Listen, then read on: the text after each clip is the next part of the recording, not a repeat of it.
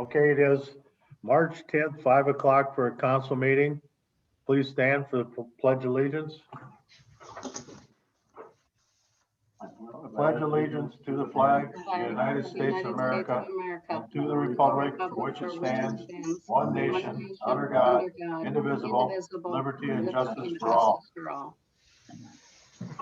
Thank you very much. Can I get a motion to approve the agenda? Come on. Wayne is approved. Do I got a second? Second. Terry second. All in favor? Terry? Aye. Wayne? Aye. Patrice? Jason? Aye. Motion's carried. Can I get approved the minutes of the February 24th meeting? I'll make the motion. Terry made the motion. Do I have a second? I'll second. Yep. Patrice had a second. All in favor? Terry? Aye. Wayne? Aye. Patrice? Aye. Jason? Aye. Motion's carried. Old business. I'm here with Carrie, at the, I was gonna update everybody on the, Canyon project. I think he's gonna hold on the land purchase. If you hear anything, it's not gonna record. Exactly. You need to start over and just put Dick in front of it. Okay, can you hear me? I'll check. Okay, can you guys hear me now? Yeah, now it's better. Yeah. Okay, I'm sorry about that. So we've been working with Kenny on getting the project completed, really. He's going to, I think he's gonna close on the land purchase this Friday at the Goodhue County Abstract, so that piece of the pie will be in good shape. We continue to work with him on how we're gonna do that street down there. Carrie and I have discussed this a couple of times. We thought it worked the best way there with the Ag Partners, where we would have him build the street up to city specs, and then we would just purchase it from him. I think that's the way we're gonna get it done most cost effectively. That when we did it with the Ag Partners, I think we saved a lot of money doing it that way. So that's the way they were gonna do that. So I would expect, he did provide us with some other plans or something, or we don't have the final. I guess we have to, I think he's still working with Reese on what we're gonna do about runoff control on there, right? Or is that right, Reese? Yep, I had a conversation with him this afternoon, so we'll be Yeah. working through some stormwater and overall Yeah. design pieces. Yeah, one of the questions he had, and I didn't know how to answer it, so I guessed. He was concerned about whether or not he had to, account in his stormwater plan for the street itself. And I told him I assumed that we'd have a catch basin in our storm sewer to deal with our own water. But Reese, could you just comment on that to make sure we're all on the same page on that? Yep, and so in the eyes of the state, because he is creating new impervious coverage over the area, he does need to then treat that. Now, he could put that through his own system and simply treat it there. So he will need to manage some of that stormwater runoff. How about the storm runner runoff from the street? Do we take care of that, or does he take care of that? That I would say that would be most cost effective, especially if he's developing it to treat it on his site. If Okay. he's going to extend the roadway. So what's that gonna be? Have you finalized the plan for that at all then, or not, Reese? Well, and that's where we are coordinating with his engineer, because they provided some preliminary plans to me this afternoon. Okay, And so I need to review that with his engineer tomorrow. okay, I think we're gonna need to keep, because I suspect as soon as I know he's been having discussions with Mr. Fitzgerald, and I suspect that, he might be ready to move dirt. If we have a dry spring, he might want to move dirt a lot quicker than we think. So I don't know what else we can do to speed it along, but, and then how about, Reese, one other question. Have you applied for the extension of the stormwater or the sewer line in there? Is that been done yet or not? No, we cannot apply for that until we have plans complete. And we need to know how far we are going with that roadway. And so I had Okay. spoken to Kenny this afternoon about exactly where his driveway wants to go so that we can limit the roadway extents. Well, just for perspective, everybody, I did, on the Ag Partner Street that we built, or they built, we bought, that is about 360 feet of what we built down there.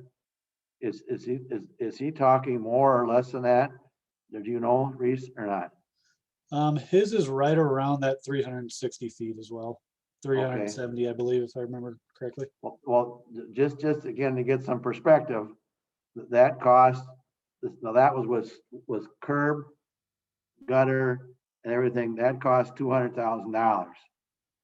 I think we're thinking that we aren't, at this time, we're not gonna put any curb or blacktop on there, at least that's what we were discussing. So I think in talking with Jason and Kenny, I'm hoping that we can stay in that $100,000 range to build that street. I don't know if that's doable or not, but based upon what we pay in Ag Partners, Ag Partners was 200,000, but that also included the curb and the blacktop too. So, but when we get a number, we're just gonna have to come along with that. Okay, I don't think I have to care. Do you have anything else on his? So that seems to be what work. I guess once he buys that land, on how much, that's a big commitment he's making. So I think we're okay on that. Okay. All right, thank you.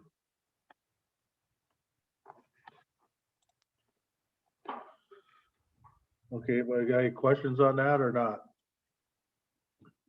Okay, we'll move on then to new business, Ag Partners Mill expansion.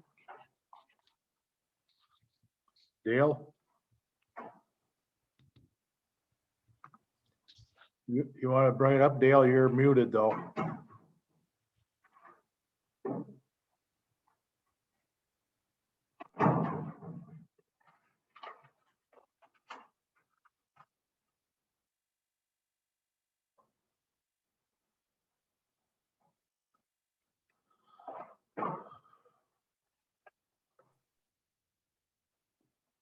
Hold on a second. Can you guys see this, Yes, the presentation? yes. All right, so Ag Partners is looking to do an expansion on our feed mill.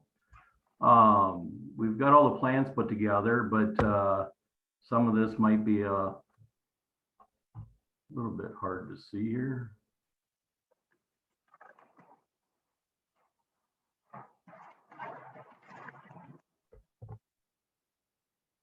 But basically, we're going to do a loadout expansion to the east of our existing loadout.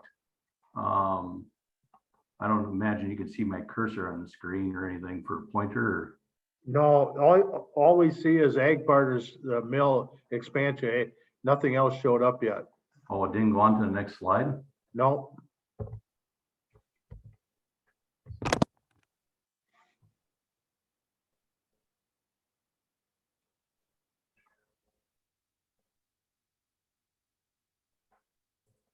Oh, well, now. There you go. Now I see the bins in the mill. Okay. So to the east of the mill, on the back side, just north of the grain dump, kind of where that white semi is sitting, basically we're going to add on another storage structure back there. And what that's going to consist of is kind of somewhat of two phases. Phase one is going to be, which is that loadout unit, will be 22 loadout bins. 14 of them will be 26 ton, and then 8 of them will be 13 ton. Underneath that base will be a ductile iron pile foundation system, covered up with concrete foundation.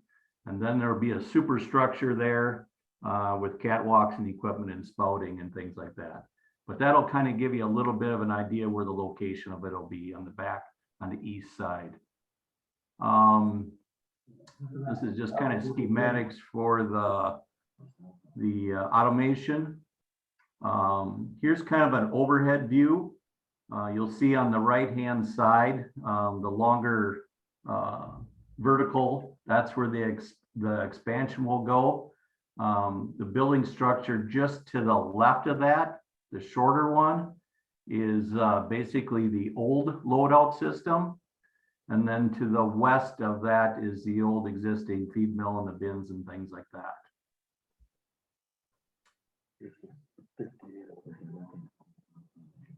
This is just an overview view. Let's move on. So this is an aerial view over the top of it. And basically this dark gray area that runs kind of kitty corner over to the new loadout system, that'll be the conveyor system that gets it from the feed mill over to the storage units. Here's kind of a overhead, or this would be looking north from like the grain dump. Basically it shows a catwalk overhead, comes from the distributor system on top of the feed mill, goes over to the east to the new loadout. That new loadout will be slightly taller than the old one. But it'll be kind of similar to what the height of the feed mill will be.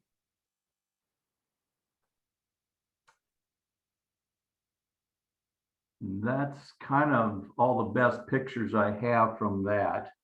But that'll be kind of phase one. Phase two is kind of something a little bit more that won't even be, you won't even see that happens. But if you look at the bottom left of the page here, we have existing loadout bins that are there already currently today. And basically we're going to reuse those for micronutrient bins and different things like that. We're going to put a scale hopper underneath that, and then that will run directly into the mixing system, and it'll be tied right into the feed mixing system, so into the automation. But generally speaking, that will be done. Phase one, we're looking at a spring start here in April, May, depending on the weather, and hopefully have everything wrapped up by September 1. And then the phase two will be somewhat, that's only like a 3-week project, but that'll be in the winter time. So I guess I just open it up if you have any questions or concerns. The only concern I would see on it is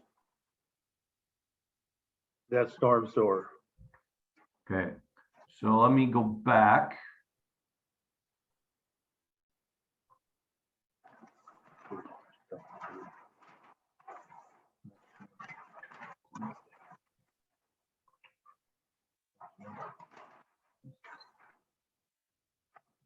I wish I had a pointer of some sort here. This one.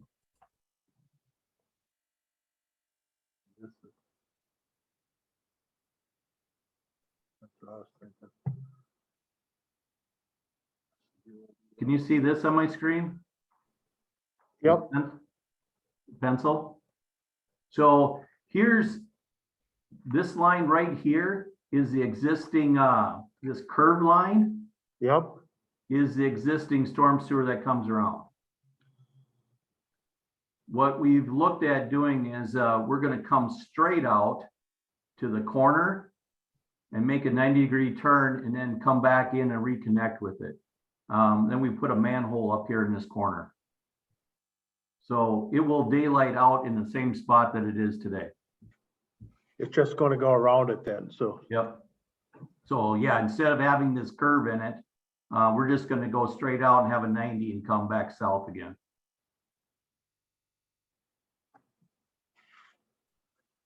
Okay, yeah, that was my question. Just, you and I have talked about it before also.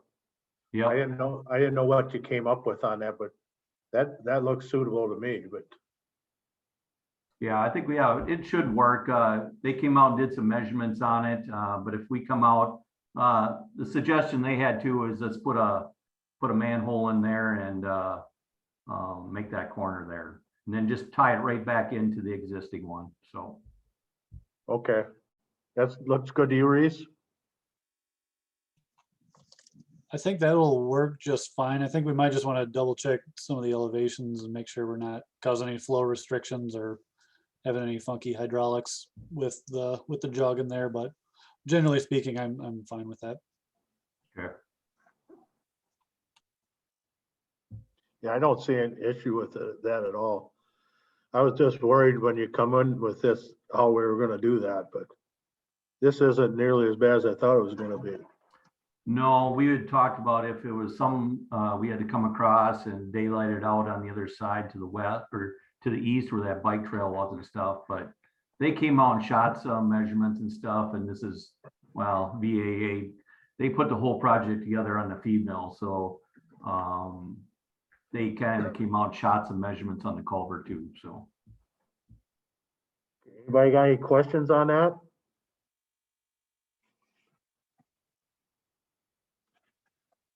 You were looking for motion tonight, Dale, so you can keep going? Yep, Okay, can I get a motion to accept this plans as read here? Yeah, I can make a motion. Jason made the motion. Do I got a second? I'll second it. Terry seconded. All in favor, Terry? Aye. Wayne? Aye. Patrice? Aye. Jason? Aye. Motion's carried. I got a set of plans here too, Dale, that I was looking at, so. yeah, you should have 2 sets of plans up there. Just let me know if you need anything else but I assume that you'll send it up to the county right away. Yep. Yeah, so that should work good. Thank you very much. Yep, you're welcome. Senior housing, Nicole. Yes, hi, everybody. Thank you for having me on your agenda tonight. I would like to, let's see, I'm going to share my screen here first. Want to give some updates here and share what we have going on. So first, I really want to thank everybody for taking calls, answering questions from our folks working on this. Very much appreciated. Dick, Steve, Reese, we've been working hard on this. I would like to just share with you, I think maybe Dick has before, but the full development team that we have, obviously Equa, our architects are ADCI, and we do have Brad Servin, who's our senior housing specialist. Are you on, Brad? Yes, I'm here. Okay, so you Nice guys, to some go. of you have talked to him, and this is Brad's face in person. We also have GEC, the general engineering company that has been up on site doing some of the surveying work and groundwork, and then Weiss Builders, who their closest office is right in Rochester. So local folks from the area, one of their planners is actually in Goodhue. So it's great to have the team that we have together. So quick update before I go through the site plans. We have regarding the financing, so working hard through that piece of it. We have the cash raised, the investment raised. We have the PACE loan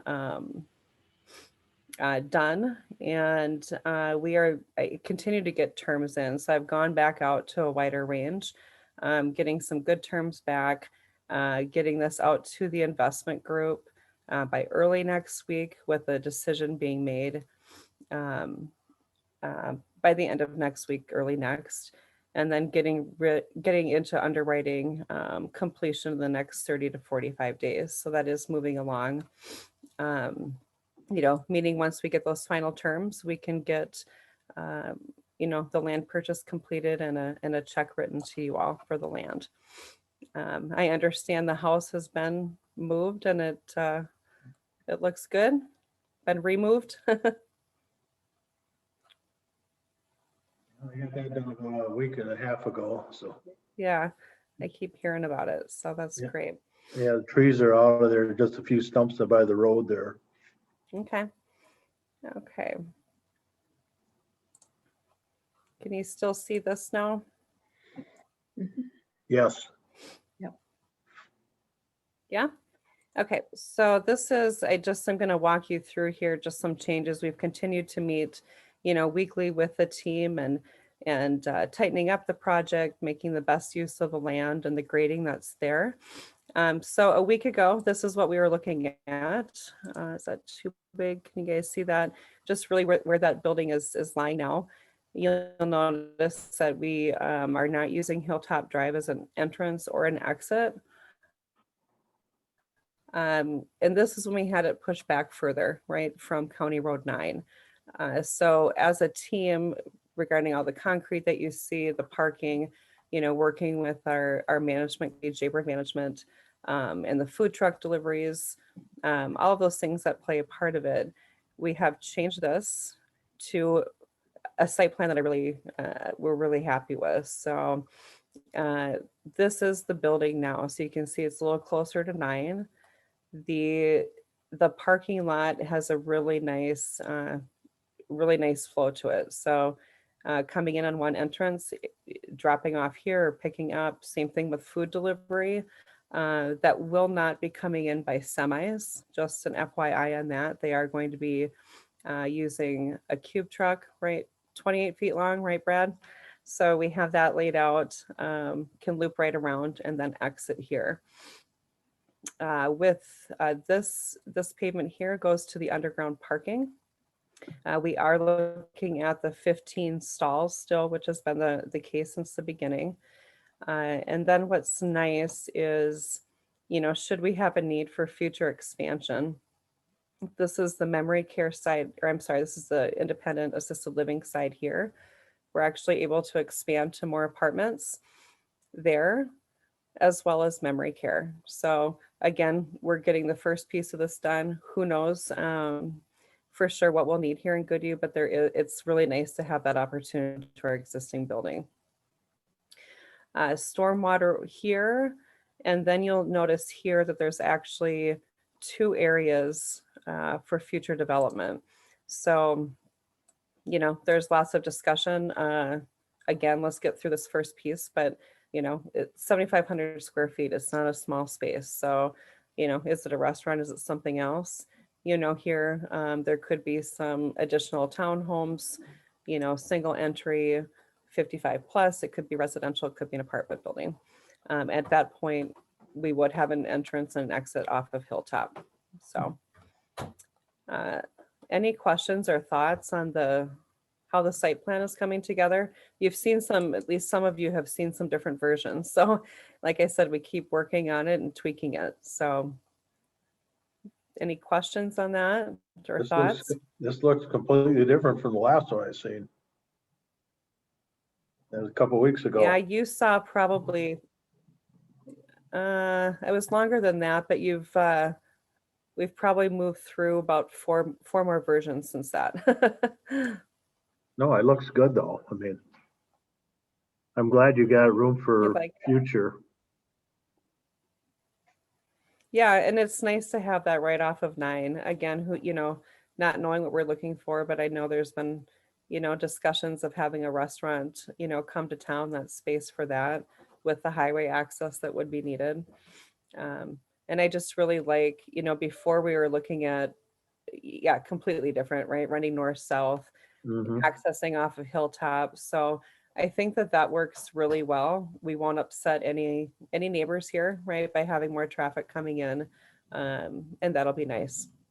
Less concrete and a little closer up. So it's a nice space.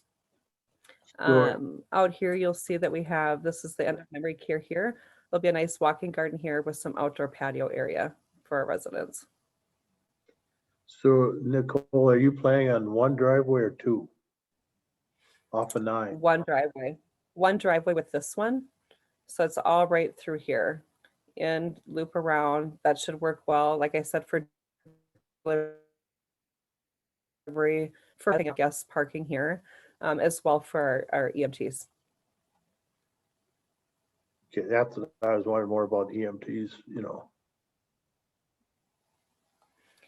Yeah, and as we continue down this process, we want to get this over to those folks just to be sure. But Brad, you can chime in too as far as the space, you design that and talk a little bit more about how much space we're looking at. Yeah, we tried to locate the curb cut in the most opportune location to create a nice gradual decline into the site, because the site does slope quite drastically off of County Highway or County 9, just because of the natural slopes of the grade. So, EMTs will be able to come in, enter off of 9, and then pull around and back out onto 9 if, when needed. So it's quick, easy access in and out. Food truck deliveries will be able to, as Nicole mentioned, their cube truck, not semi-trailers. So a cube truck will be able to pull in, wrap through the site and pull back out. If they do need to get a larger vehicle in there for any reason, we actually have created a nice hammerhead turnaround for them to be able to get in and out of the site as well. So one driveway for this one. If there is future development someday, we'd be putting in a second driveway for that with some additional parking. Okay, yeah, because I see that. I was just wondering if that was coming in at the same time or not. It's not then. No, so everything dotted here is potential for future. Right now, we'll go with this one. Yeah, and this is just the dotted line for the curb entrance for future is generally a conceptual idea. It does provide a nice flow in and out of the site when or if ever this gets developed. But we could also bring it into the one location and service the same building as well. I think in the long run, the second entrance is a great amenity to have to that site, but if it causes some issues, I'm not sure it's absolutely required to make this function as well. Okay. Okay. Is there a turn lane going into the entrance? Don't need one. Is there a turn lane here You off don't of need 9? one? Not 35 miles an hour. I don't think you did. As long as we But- stay under a certain speed limit? Yeah, the only thing is on that, by the road, I talked to the county and the county would let you ditch that down next to the road so water wouldn't be going in there. Right in that area there. Yeah, that's actually great to know, because right now I believe the current inlet off of County 9 is located right in this, kind of right next to where that tree is. There's a curb inlet. Yep. So Yep. that water dumps out onto the site and then kind of flows. You can see this line. This is the flow line where the current stormwater off of the roadway comes through. So if we can ditch and I don't know if this will work grade wise, we'll have to look at it. But if we can contain that water into a ditch and bring it parallel across the road, that would help us out as opposed to having to take that water through our site. And we'll look at that closer. Yeah, because I thought that right away, and then I talked to some of the county, and then he turned around and said they'd let us permit us to make a ditch there and put a culvert in where the driveway is to bring it all the way down to Broadway. Yeah, 'Cause that that's would be extremely helpful, because we were anticipating having to collect that into a storm sewer pipe and discharge it downstream somewhere. So if we can definitely put that into a ditch along 9 and do a culvert under our driveways, that would help us a ton. Oh, that's great. Thank you, Carrie. You're welcome. So I'll move on here to the different levels of the actual building. So this is the overall basement plan. So you'll see the 15 stalls of parking partially under the building, or completely under the building, sorry, under the nothing under memory care. So all under the independent and AL. We have the staircases. We have a employee break room here as well. Maintenance room, maintenance office, maintenance storage, some of the mechanicals here with the electric and water. And then we also have space here for resident storage, and looking at about 20 storage spaces there. So that'll be nice for our residents, and it's right off the elevator. So really convenient. Elevator here, stairs. You know, obviously going up to the site plan, we'll be building some retaining walls and things like that to get underground. So the first floor, can everybody read these here? Should I make it a little larger here? So I'll start on this end of the building. So this is what we are looking at right through here is our memory care. So we have, you know, the 14 memory care. Well, you're showing 12 here. We have 14, but studios. With the living area here, maybe a TV. We're playing with this whole corridor a little bit. You know, lots of different options for furniture, where to have the TV, a lot of activity space, you know, have some group tables and chairs, gathering spaces here. Our dining room is right here. You'll see the kitchen is central. So we have a dining room on this side with the serving window right to here, so that we are not opening and closing a door lot, keeping our residents safe. Pass through right there with the meals, and then it also opens right into the independent assisted living dining room. So centralized kitchen, same thing here with that serving window if we keep that. And then this is a nice buffet where, you know, we would have, you know, we have 24-hour beverages and snacks available to our residents. But also very nice to have, you know, pastries, continental breakfast sometimes, you know, things like that. Into the memory care nurses station, separate med room right here with, you know, refrigerator storage. I'm not going to get into all those details, but then a couple of different storage units here. Laundry we have for the building sent here in memory care, because obviously our staff will do the laundry for all memory care residents. Room to add a second washer dryer if we need to. And if we have, we will have a washer and dryer unit in each of the independent assisted living apartments. So, you know, that being said, if the independent folks choose to have us do laundry, it's really nice for our staff to be able to do it right in their room. It'll, you know, alleviates the fear for our residents of my laundry was stolen or my laundry was lost, you know, all of those things. And it's right there. So as we're doing housekeeping and things like that, it's really nice for our residents, and they have it there to do additional, obviously, if they'd like to, outside of what they've serviced with us. So over here, the vestibule. So this is our entrance. Coming right into the lobby, elevator here, mail station. We have our staircase. This works really great too. We're not showing the door here because we're waiting on some of the kitchen plans to come in, but great for that food delivery. So we're not carting it all the way through the building. It comes right in the front door directly into the kitchen for storage. Going over to the right, so this is our reception area here.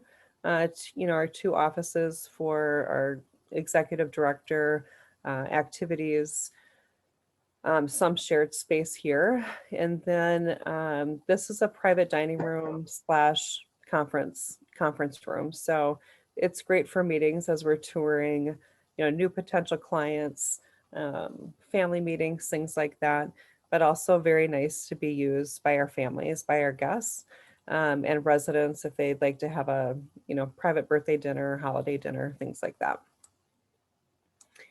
We're playing with this area a little bit here still, but library, living room, gaming area, looking at adding a fireplace possibly over here, maybe losing that wall, maybe adding it over here. Like I said, we're playing with some of those ideas as we're going out to bids at this point and seeing what we come back with. So that's a great space for folks. Everybody loves to gather as they're waiting to get into that dining room to eat. So it's just a really nice community space here.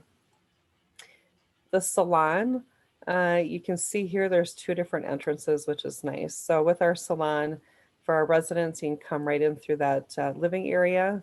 It's also then a separate entrance to the public. So it's great because you know, if some of our folks in the community would like to come to our salon, it's a great introduction to the community. You know, they're there visiting their relatives or their friends, you know, we can share those services. So I really like the idea of having that open to the public, you know, particularly things that we've seen obviously this last year, right? It keeps it more secure, separate from our residents without having to go through the whole building. This is the independent assisted living dining room. You know, where you notice that we're setting all these up in 4 tops. So these can be, you know, pushed together, set up for different activities. You know, we'll have a pub night. We'll, you know, we'll do different activities there. We'll have community meetings. So it's really some nice functional spaces. We have a fitness center here, which will be a little bit smaller, right, Brad, because we've added some additional storage here.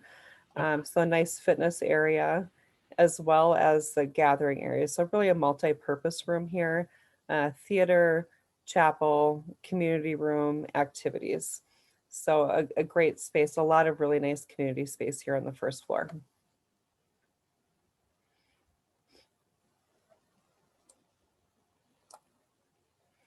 Second and third floor are pretty much the same for both. Well, they are the same for both levels. So this is all, second and third floor will be all of the assisted living and independent. So you'll see we've actually changed some since the initial plans. So we have 4 2-bedroom apartments between the 2 floors. We have, help me out here, Brad. We have more 1-bedrooms, right? What's our total? Yeah, we have 12 1-bedroom apartments, 6 1-bedroom with dens, 4 studios and 4 2-bedrooms. Currently constituted between second and third floor. Yep, we keep tweaking here. So, you know, from the original, we made the move. It was really nice to get a couple of extra 1-bedrooms in there and to take that out of the studios. And I think the 1-bedrooms are by far the most popular. So that was nice, but still leaving 4 studios for folks that don't need as much space. Yep. So again, third floor, same thing as the second floor, that's stacking really well. And let's see. This is our rooftop. We've already eliminated, so your aerial view there of the building. Most Getting exciting into more plan to look details at. of what we're looking at, you know. What was that? I said the most exciting. The most plan exciting? to look at is the roof plan. Yes. Oh yeah, the roof plan. Yeah, let's spend a lot of time on that. So memory care, so studio apartments, you can see that, you know, some nice space here. There's closet, there's, everybody has, on the memory care side, it's a bath with a handicap shower, sleeping space here, 1-bedroom. These are sized very nice too. All of these are for compared to what's in the area. It's we are either at the same size really for the most part or larger. So 1-bedroom, you know, the kitchen area here, living area, bedroom here with a nice closet space here, walk through into the bathroom either from here or from this living dining area. And here we're seeing the washer and dryer. So they'll be stackable in these units. Studio, you know, obviously a smaller kitchenette and living sleeping area here. The closet, washer and dryer opens up to this side. Closet, walking into the bathroom.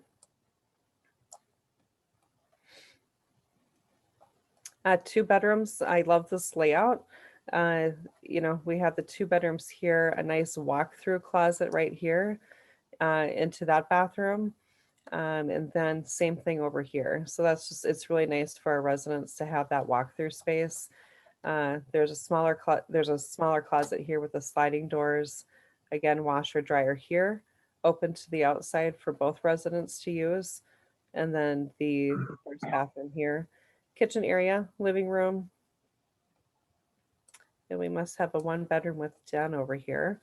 So bedroom, a nice size den right here. I think it's an 8 by 12 foot. Was that right? Yep, it's approximately like 12 feet, yes. That den space. So it's nice for some of the residents who, want to have grandkids come and stay. They'd like to have a separate craft room or just have an office or extra storage space, right? Living area, again, walk through here to the bathroom from both sides, washer and dryer right here. Yep. And here we're looking at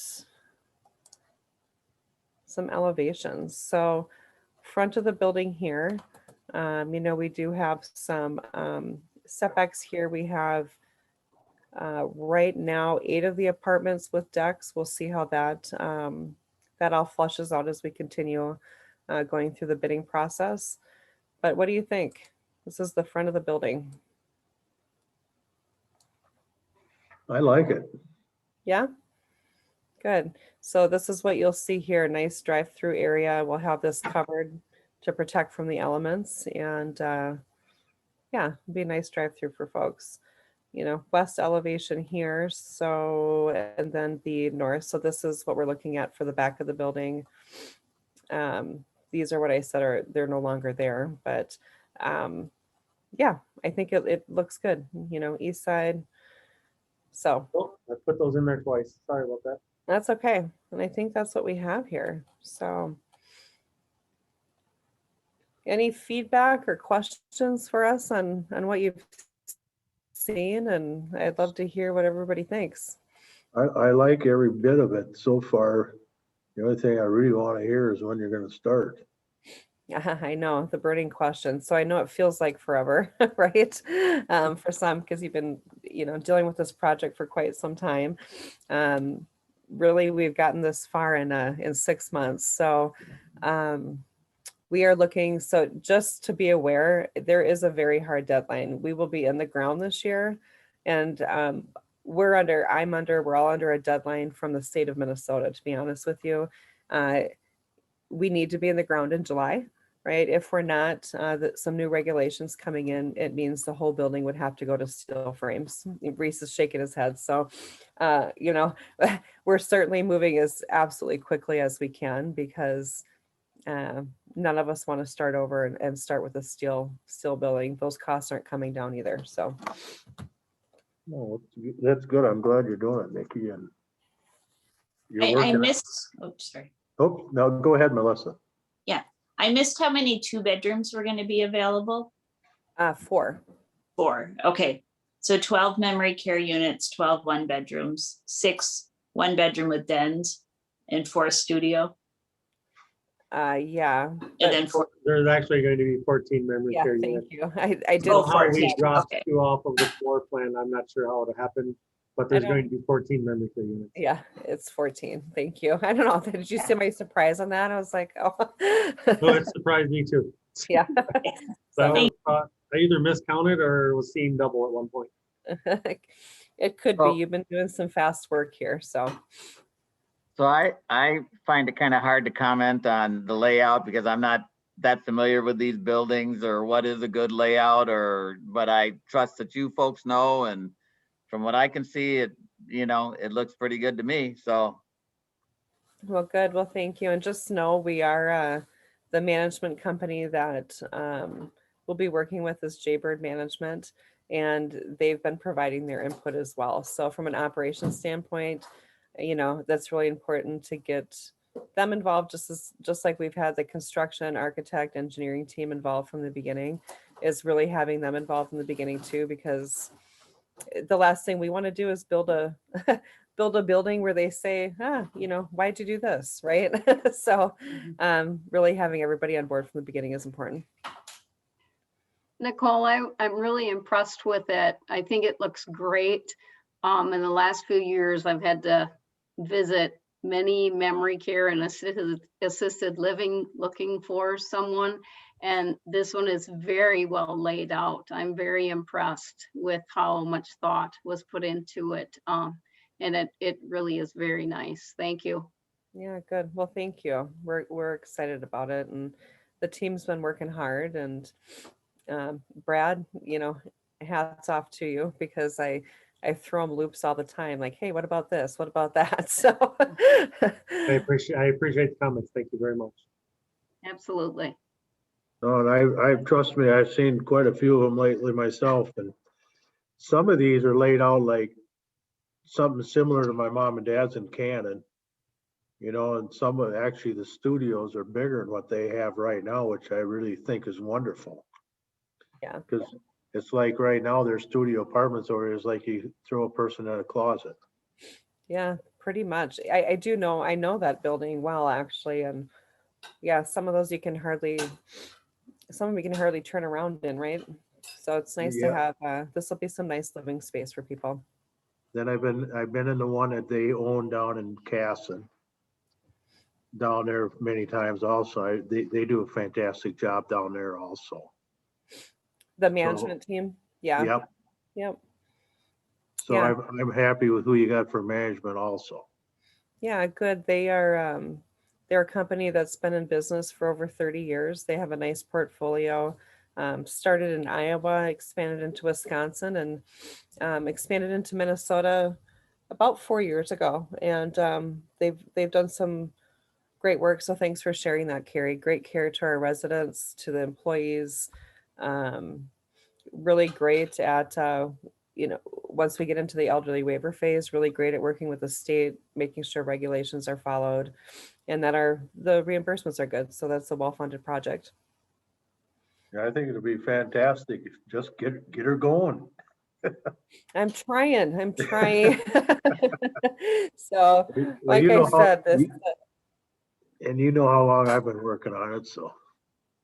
I know you have. It's been a few years for you guys, and I'm glad that I'm part of the project, and we are moving quickly. You know, this we're going through a financial phase here, like the toughest time with this whole COVID thing, but they're starting to open up, you know, now that we're further on the site plans. They're excited, and like I said, we have some good terms coming back, and I look to have the decision made and underwriting complete in the next 30 to 45 days. So, you know, that money to you should be April or May. Sounds good.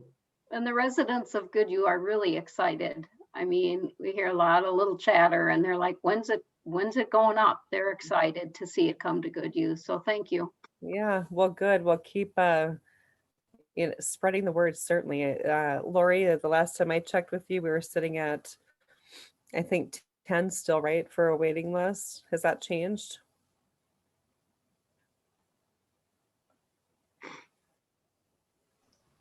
Nine. Oh, it's always been 9. I Yep. added one in my head, didn't I? Oh, wait, I might have missed. It was a couple. So yeah, there might be 10. Okay, well, good. I think And that's great. When I share that with anybody, the management company, the banks, the lenders that I'm working with, yeah, very impressed. So it's good. It's good. And I'll let you know, you'll see actually one of those lenders will be out there this week. So tomorrow, they said by Friday, maybe they were out there today, but doing their own unguided site tour. So as part of their due diligence, and once we get through that that final appraisal, we'll have everything we need to get the financing done. Oh, good. Thank you very much. You're welcome. Thanks for having me tonight. Thanks, everybody. It was nice to meet everyone. Thank you. Yeah, thank you very much. Thank you. Next will be Reese. Hey, good evening. Just a few updates today. So the first one was Viola Lane, and I know we kind of covered a lot of that a little bit earlier, but just to kind of expand on the discussion previously, I did have a good conversation with Kenny and kind of walk through a couple ideas and options on how his site lays out, and answered a lot of his questions this afternoon. So that'll be good. And then also do have a meeting set with his consultant to get a little bit of coordination and make sure we're getting the road up to city standards. So more to come there, and that will move very quickly afterwards. The next piece I had was the sanitary district. So what I included, and this kind of builds off some of the conversations we've had over the past few meetings, but I did include a non-binding resolution of support. So this essentially is what all the communities that are interested in pursuing the district option, they all have something very similar. I tailored this one towards Goodhue, but it really just, it doesn't really lock the city into anything, but it does provide some assurance that to the other communities that the city would be interested in pursuing the district option, if you are interested in pursuing the sanitary district. And I know at the last meeting, I know Steve is going to have some conversations with the PCA, and Steve, I'm not sure if they have gotten in touch with you yet.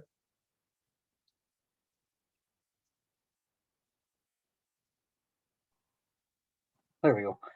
No, Doug and I reached out to them and just told them we're looking for the variance, but we have not heard back yet. So, you know, we'll wait. But yeah, as soon as I do hear something, I'll let you guys know. Thanks, Dave. Yep. So yeah, I guess overall on the district, you know, in order to keep that process moving, they would be looking for a decision one way or the other by the end of March. So that really leaves this council meeting or the next, which is the 24th. So essentially what this says is that the city would be interested in pursuing or continuing forward with the district option. And really it's just moving towards the feasibility study. So what that would ultimately do is lay out what your options are depending on what communities get involved in the district. And then it would provide some level of cost estimates and what that whole setup might look like. So that would be a joint effort by all the communities to pull that together. And there would be some cost associated with that, just for all the preliminary engineering and workings that go with that. But yeah, I guess with that, I would open it up for any questions if there are anything specifically related to the sanitary district.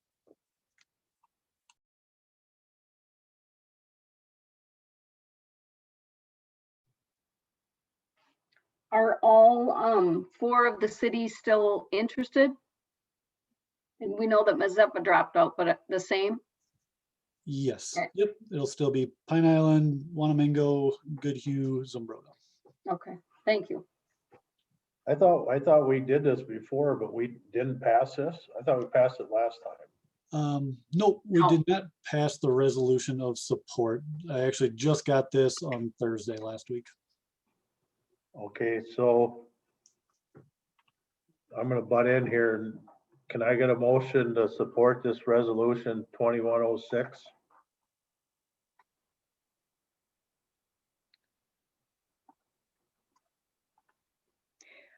I think so. I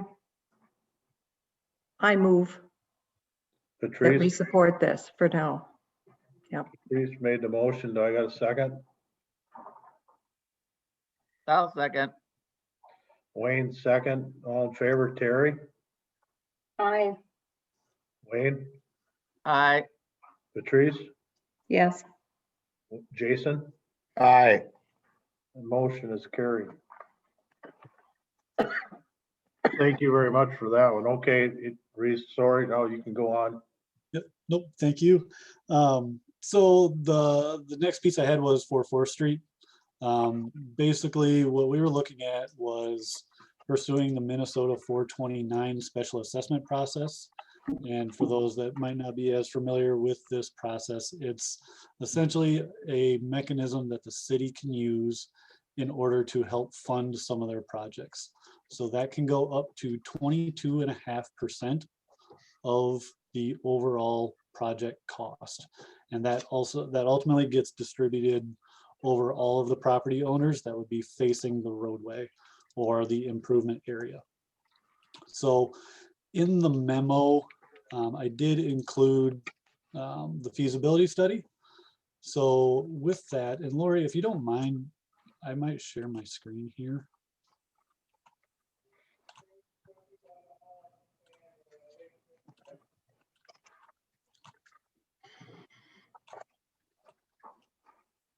So what we do with these feasibility studies is we have to follow, this is all part of the state statute that we must do a feasibility study before you follow the 429 process. So we need to review all of the infrastructure that would be needed in order to construct the work. We look at any proposed improvements. We do some preliminary stormwater design on this. We look at permits and funding options for this. So overall, the estimated construction work is approximately $270,000 for the complete reconstruction of the roadway. I did add in some contingency and then any design and construction administration fees. That would include staking, that would include any legal fees that would be associated with that. But overall, the project is looking to be around $347,000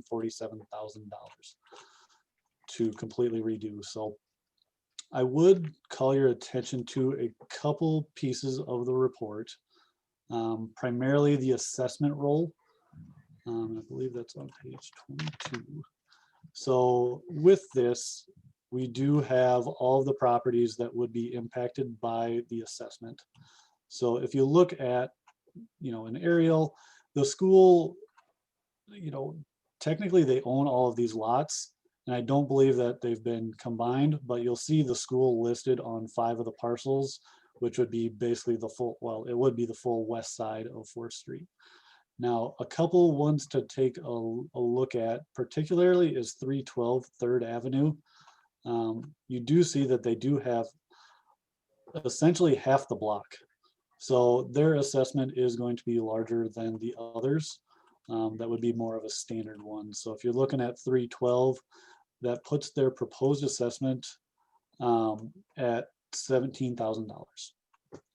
Now this does go into their taxes, and that is payable the year after, or they can get put onto a longer funding or a longer financing plan if that's a large amount to handle right at the time.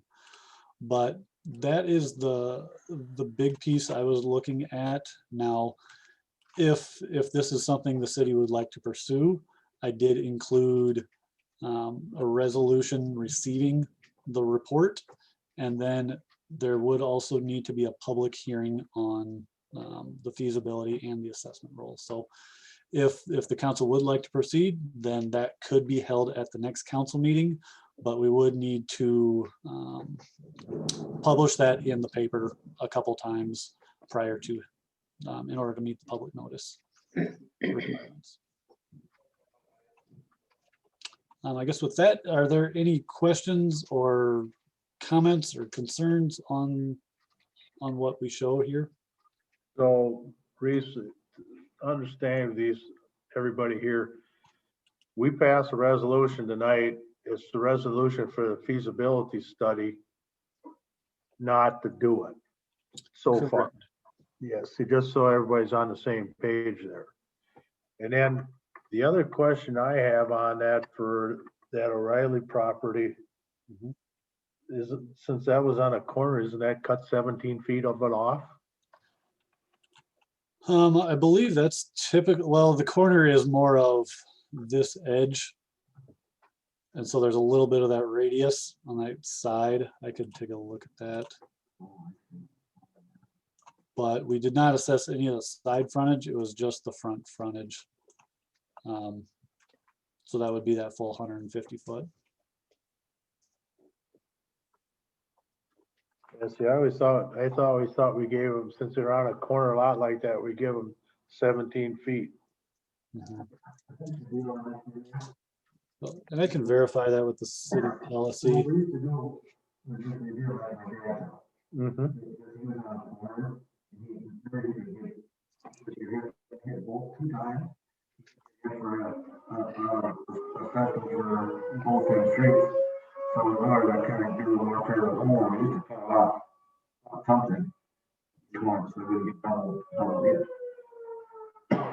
Yeah, because otherwise she's gonna get hit on Third Avenue and Fourth Street. Mhm. Yeah. And so that does, yeah, like you said, it it does add up. I mean, otherwise she's gonna get hit for Third Avenue when if we redo that one and Fourth Street. That's why we always knocked that 17 feet of it off, or we did, I know, at one time.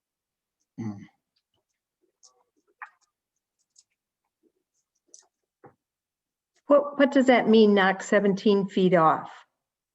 Well, if it's 150 feet and they're on a corner lot, they could get both directions. So on that corner radius, it was 17 feet of it off just to give them a break so they aren't paying for everything. Okay. That's Okay. what that is. And So it's a- essentially, yeah, the price per foot is that $114. So 17 feet of that would equate to approximately $1,944. That would be a reduction of the assessment. $1,944. Okay. And that's just one, okay. That's per street. Right. I mean, okay. Per project, yep. Yeah, per project. Okay. Mhm. When are you anticipating doing Third Avenue? Well, I know, Steve, you've had a few conversations with the school. Have there been any more progress on those discussions if they were going to maintain some of that? No, we have not had that discussion yet. But I'm hoping to have that soon. But I guess I don't think that street would be up for a reconstruct for probably quite a long time. Mhm. Anyways, if that's something we are concerned with, we need to finish the rest of Fourth Street before we would move on to some of those other ones, I think. Oh, and I would just soon put a top on Fourth Street, but we have to do something there. And it needs a new water line and it's bad, so we have to do the whole thing. There's no sewer that goes down there though. It's just the water line, right? There is sewer that goes basically mid-block. It doesn't go the full way. It actually stops. Where's our proposed conditions? It's 3/4 of the block is approximately what sewer is. About right here. Yeah. So does the sewer have to be done right now? If you're going to be replacing utilities in the water line, then you really should. Basically, that's the sewer is always going to be your deepest utility. And so if you're going to be tearing up water right next to it, you really want to just do both of them at the same time. And I believe that 4th Street, and then I think there's a section over on 6th Street that are kind of the oldest in town that really need some attention. But, if we're going to be replacing the road, we generally say, the roadway you can get to last approximately, 20 years without doing a whole lot other than some regular maintenance, but you can get it out to, call it 40 years with your bituminous pavement before you need to start, actually reconstructing the roadway. Now the sanitary at that point would be past its life, and then you would be back kind of at square one to where you would have to reconstruct the whole thing. And so, if you do it now, it's going to save you money in the long run. What would be, my biggest concern is that they're not done with the school project yet. And so we start ripping up and putting a new street in and they drive on it. And, the potential for them having heavy equipment on that, it's got a high volume of traffic on it. I just hate to see us put money into blacktopping and then have it not hold up Carrie, and they're not in. We're not planning on doing this till they're done. School has to be done before we're gonna do anything. And when is the school planning on being done? This summer sometime. So, but it looks like by the plan, we're looking at starting construction in June. That is that preliminary schedule. So that would be basically, we outlined the 429 process here. So yes, bids would open mid-June if we stay on this timeline. They would start construction in July. And then they would start with, your sanitary, all your underground or utilities, and then they would start with the aggregate base. Now we could have them hold off on doing much bituminous pavement and curb work until that school, is completely done. But I would expect, if they stay on schedule, that if they are going to be done by summer, that should be done no later than, August, in my mind, with school starting. So where will all the funds come for that? Other than the assessments, but we have to pick up quite a big portion of it. Mhm. And I might be able to, so that can be funded a few different ways. So you can either do some of, your general fund, if you've got a street fund, or you can go and bond for it. And that Do would we be, have a street fund? I guess, Lori, are you able to help me out with some of the financing pieces? We would not have that much. We would have to bond. Well, that concerns me only because of the bonding that we did last meeting. Yeah. I'm just looking at the monies and I certainly want all these projects done, but the numbers are making me a little bit nervous how much is going out. Well, I would say we have to look at some other financing on it too, to see what we can come up with. I mean, otherwise we'd have to bond, and right now I'm not real comfortable there. Right. I mean, we have to do something on that street no matter what we do. There's Correct. no ifs, ands, and buts about it. But I think we should take a month, Reese, and just try to see what we can come up with. Yeah. And that would be just fine. Just know, obviously we're starting to get late in the year. That does start pushing that a little bit, but we can certainly hold off. Reese, what's the limit that we have to have a bid on it? $175,000. Below that, you can go out for quotes. Would it all be feasible to make, and I'm not trying to split this contract up. Mhm. Would it be all feasible to save or to cut down on the expenses right now, to have some, negotiate a contract with a contractor, negotiate one to put in, like for example, not picking on you, but I'm looking at your numbers on here, and we got down here $4,000 to remove the bituminous payment, which there's no bituminous payment there. You got $3,500 to remove the curb and gutter. Well, there ain't any of that there either. I think Jason could go up with a skid loader from Loader Motors and get her done in a half hour. The thing Right, to keep in Jason? mind- About right, yeah. So what I'm saying, maybe as a way to do it, to address some of the people's concerns, maybe our project needs to be, okay, in 2000, this year, if, say we got the $200,000 from closing on the senior living, maybe we could take $100,000 of that and do some underground work.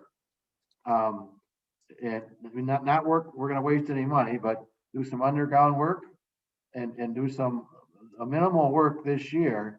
And then pay, and maybe have enough cash to pay for that, then go the next year and do it. Because I think you could get better. I think we could negotiate something with these numbers a little better, but maybe I'm wrong. I don't know. I mean, that's the way it's looking down there for Viola Avenue, is that, because I just look at the numbers and some of the stuff I think we could, somebody looked at, you know, but I mean, so you put in the water and sewer, you dig it up, you put in the water and sewer, put it down, what, you know, the stuff you need to do, and then wait till next year to finish it up.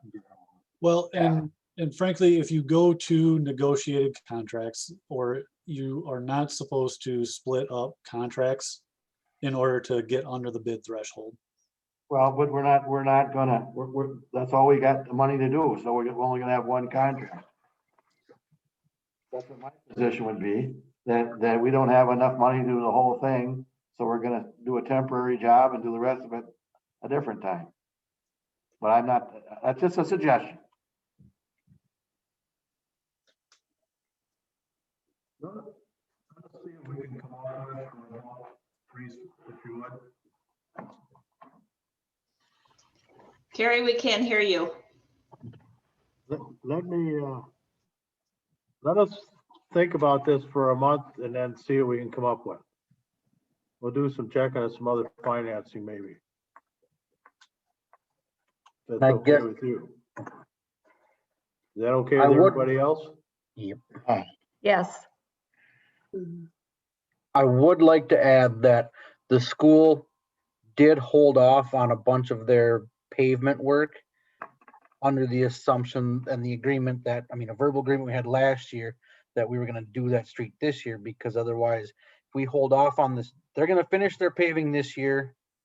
And if we come in next, or in 2 years or a year and a half and finish this project, we're gonna end up removing part of their new pavement to patch back in around curb and gutter on their parking stalls on the east side. Then we're gonna be doing everything twice. Where I do get the financial side of it, but I mean, we gotta Steve, be smart about it too.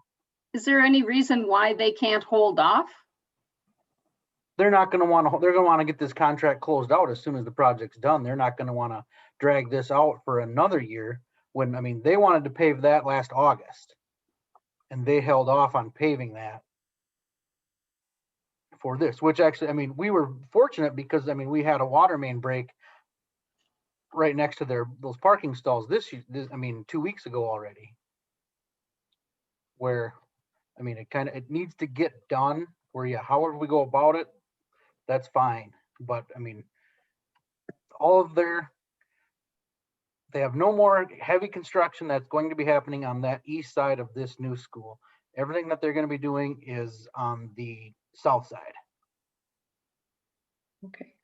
But yes, we can still pursue any options, but this is one street I think I'm gonna have to fight pretty hard that we got to get something done on it. Well, I We're think gonna have more water issues, and let's table this let's table this for 2 weeks and then see what we can come up with.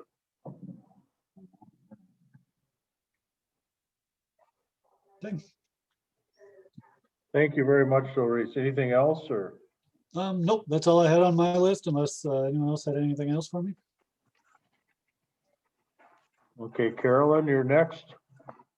Okay, thank you. Thanks for having me on tonight. So just to catch you up on what we as a committee have been doing with the depot, saving the depot. At the last council meeting I gave you the results of the survey, and just to recap that, it was highly in favor of those that responded to it, that we would save it 5-1, that people think that this is this is our city landmark. It's iconic to what we stand for we don't want to get rid of it.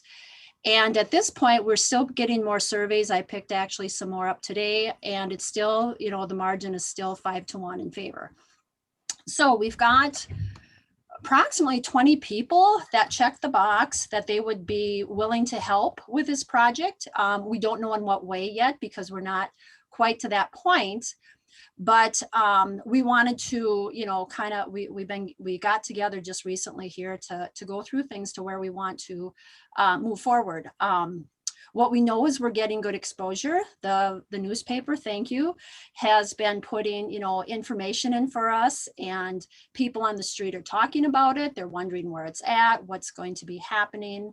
So we're finding that we are getting good exposure, and people, you know, are very concerned and very interested into the depot itself. So again, then we did recently meet, and what we want to do is we want to establish a plan moving forward. And we would like to have a timeline of the work that's needed and what can be done. So what we want to propose tonight is we don't want to wait. We want to, the city still owns this. We want to move forward and start. And we think the best place to start is the outside. Obviously, we need to establish where our boundaries are. We can see from the aerial view from the GIS, you know, where we are at, and it's a very lovely lot, and we would like to make it, you know, put that green space, so to speak, there. So we would like to excavate, you know, get rid of some of the things that have maybe accumulated there. You know, if you've driven by it lately, you see, you know, there's ruts now, and it's starting to show its wear because we just, you know, just for the care of it, that we want to bring the care back to it. So we would like to excavate the ground, we don't have any specific plan in place, but we do want to start. So, you know, put a parking space, excavate, bring in black dirt, make it look more like maybe a park situation, get grass planted, possibly shrubs, and put like a fence on the south lot line, because we know that we are, you know, butting up to where Ag Partners, you know, has their property line as well. So, we have had people inquire about this. They would be willing. We feel like this is the first step that we need to make before we actually attack you know, go into the building itself and attack those jobs that need to be done to get the outside so people can see that something is happening. And we've had people come forward and say they would be willing at this point to donate funds. We're not asking for any funds, you know, that was established months ago. But we would like to, you know, we've had people say, hey, we would donate to this. We would like to move forward and try to find volunteers. Hey, I already heard, hey, Jason, you know, if you can grab that skid loader out from Lodermeyer's, you know, we could have people come in and knock a lot of this out. So we would like to, this is where we would like to start, and we would like to start soon. The date we were looking at, you know, the weather's been beautiful. We would like to start May 1st.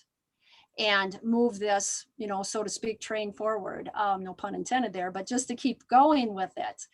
So we know there's going to be, you know, we need to start, you know, expanding our committee. Like we've had a lot of people interested in helping us. So our next step, you know, would be to fundraise to maybe, you know, do the next step. The first step, however, we do want to start cleaning up the outside. And then we can move to the inside. Now the inside, maybe some of you have been in there, maybe not everybody. It's a piece of work. We all know that. And a lot of it needs just to be, you know, if we could get it cleaned up to the point where it would be safe for maybe people to take a look at it. I mean, we know there's broken glass. There's a lot of things lying around that need to be cleaned up. So, you know, maybe later in the summer, we could move towards that piece of it. So I guess what we are asking you as a committee is if we can have the approval to go to the next step and start cleaning up the outside, getting the grounds looking presentable. And so, you know, people know as well that we're moving forward with this. And then we would proceed next step getting fundraising and things like that, and then moving to the inside. So that's where we're at.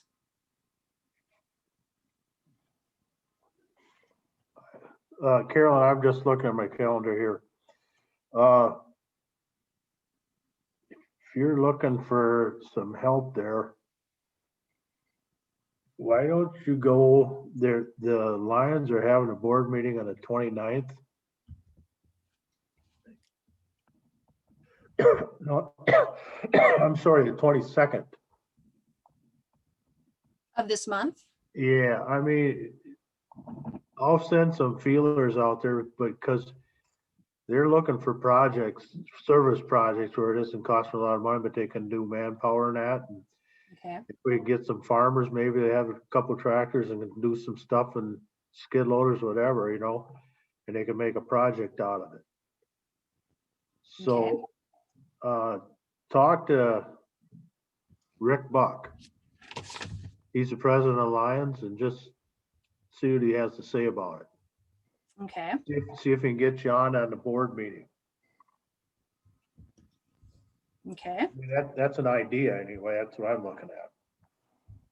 Yep. And we talked about, where can we get, I mean, we're really hoping to get so much of this volunteer help.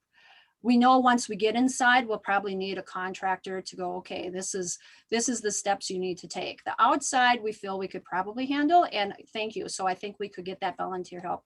We've got, there's how many skid loaders are in our community? I mean, there's a lot. Looking for black dirt, to bring in and to fill, that sort of thing as well. Yeah, I'd be happy to do that, Carrie. I can get in touch with Rick. We've talked about the JCs too. I don't know how overloaded they are with projects as well.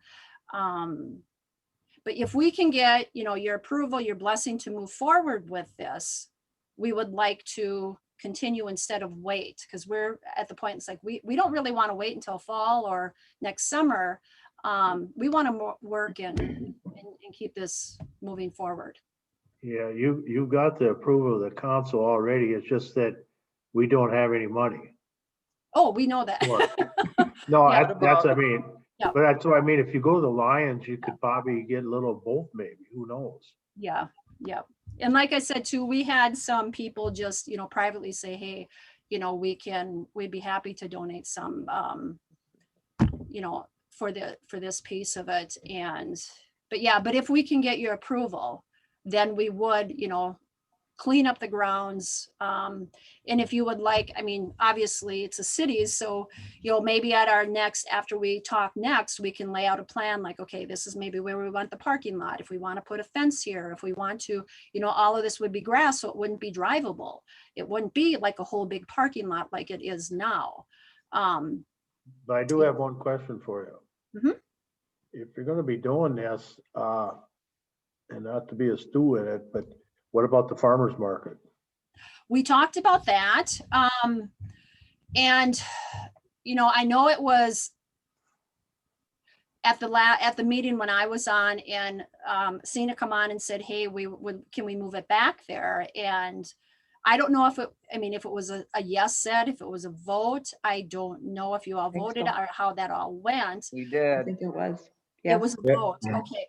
Yeah, If that's the case and the farmer market has to be there this summer, that ties our hands. We can't do it. Could there be another option, which we did talk about, to put the farmer's market? Say it can be like, personally, I liked both places, and I went almost weekly both summers. I did. I loved it at the depot lot because I think the exposure was good. However, I really liked it as well down at Rosie Park because of the asphalt. It was easy to walk on. You didn't have to worry about stumbling. You didn't have to worry about if it rained, mud, things like that.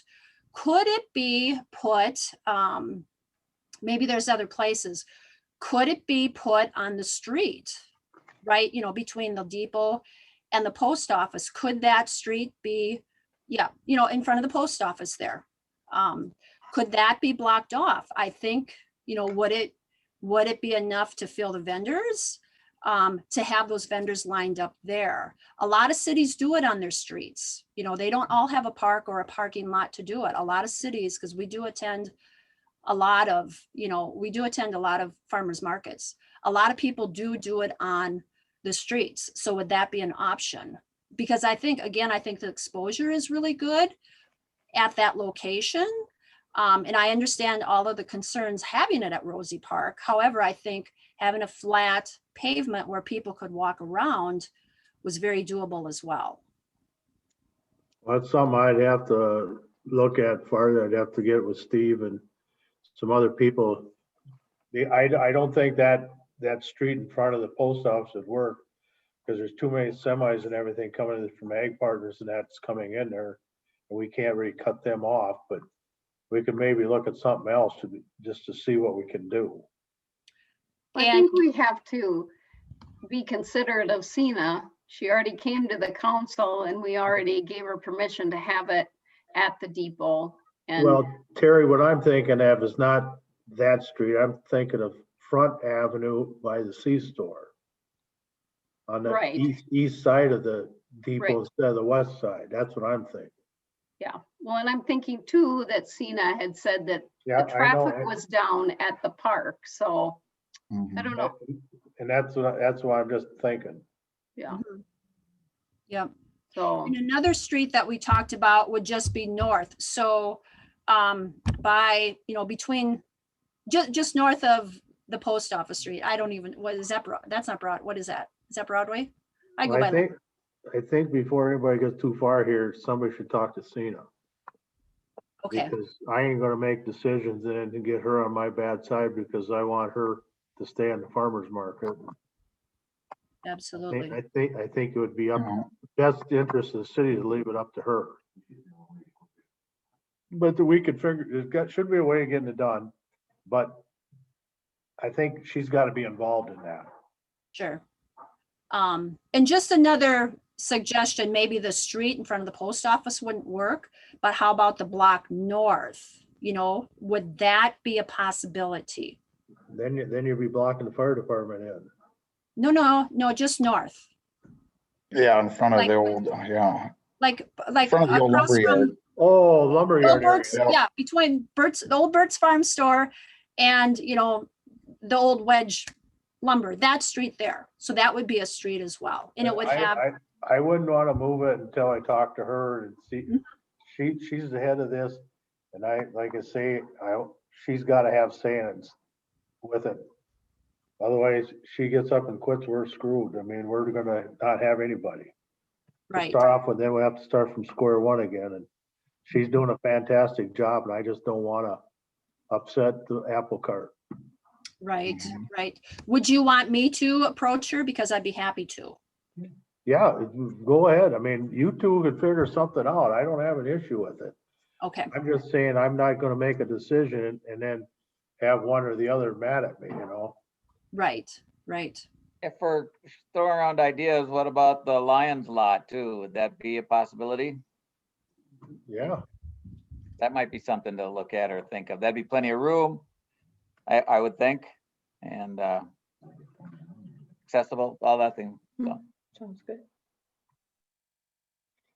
Yeah, well, that would, it's something we have to look at because we might have issues there if the creamery gets torn down. I mean, talk to Sina and see what she has. Before anybody makes any discussions here, talk to Sina and see what she comes up with. Okay. I mean, that's not saying no to you or anything else. It's just that we already said we were gonna let her do it there. So if she is willing to move it someplace, I don't have an issue with it. That sounds good.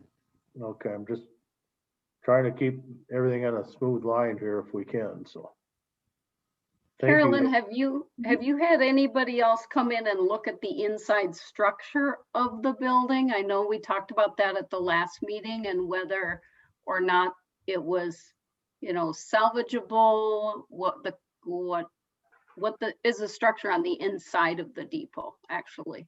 I had one contractor, Gadians, come out I contacted 3 and one showed up. Brian Gadiant and Joe, his nephew, came out. They looked at it. He said it was solid. He said it was very solid. He said it was very much worth keeping. And that was in, gosh, was it December he came out? I mean, shortly after we started this, I called him and he came out. Okay. Do we know if there's been any waste, oil or anything dumped on that property? If they were to start doing any kind of excavating or moving dirt?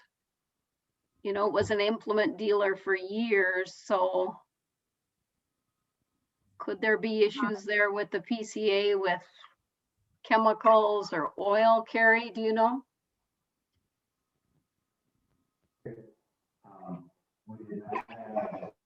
We did not have a environmental study done before we bought the property. However, I know it's not marked as any kind of a spill or anything else ever occurring there from past experience. When, in the old days, not that's not so old days, but anytime there's a spill took place, it had to be reported to the PCA.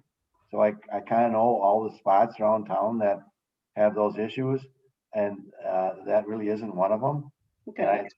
We did discuss a little bit with them that it was more used for assembly and assembly than really more repairs and stuff on that, because it's not all that big in there. That's my understanding when we bought the property. So at least I thought, we were comfortable that we didn't have to spend that money doing any kind of I know there's no one thing Terry, we always get concerned about underground tanks. There's no underground storage tanks on there that have ever been on there. There is a water service hydrant, I think, Steve, isn't there one there? I think, isn't there, Steve? There is. Yeah, Jason, yeah, Yeah, there is. There was there's one. maybe, can you expand on that? I really don't, tell me what you know about the place. Well, yeah, I mean, I was in there for years working there. It's Yeah. rough. There is a hydrant out front though. And yeah, there wasn't a lot of fluid exchanges or nothing there. That was just setting up implements and stuff there. So That's what I thought. That's a plus. That's a plus. That's Yeah. good. Yeah.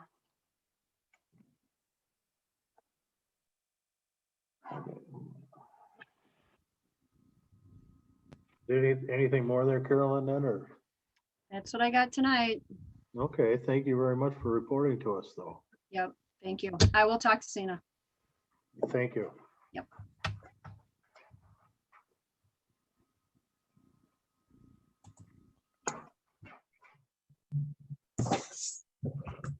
Nick, Yes, sir. you're up on this one. I'm trying to figure out how you can do this.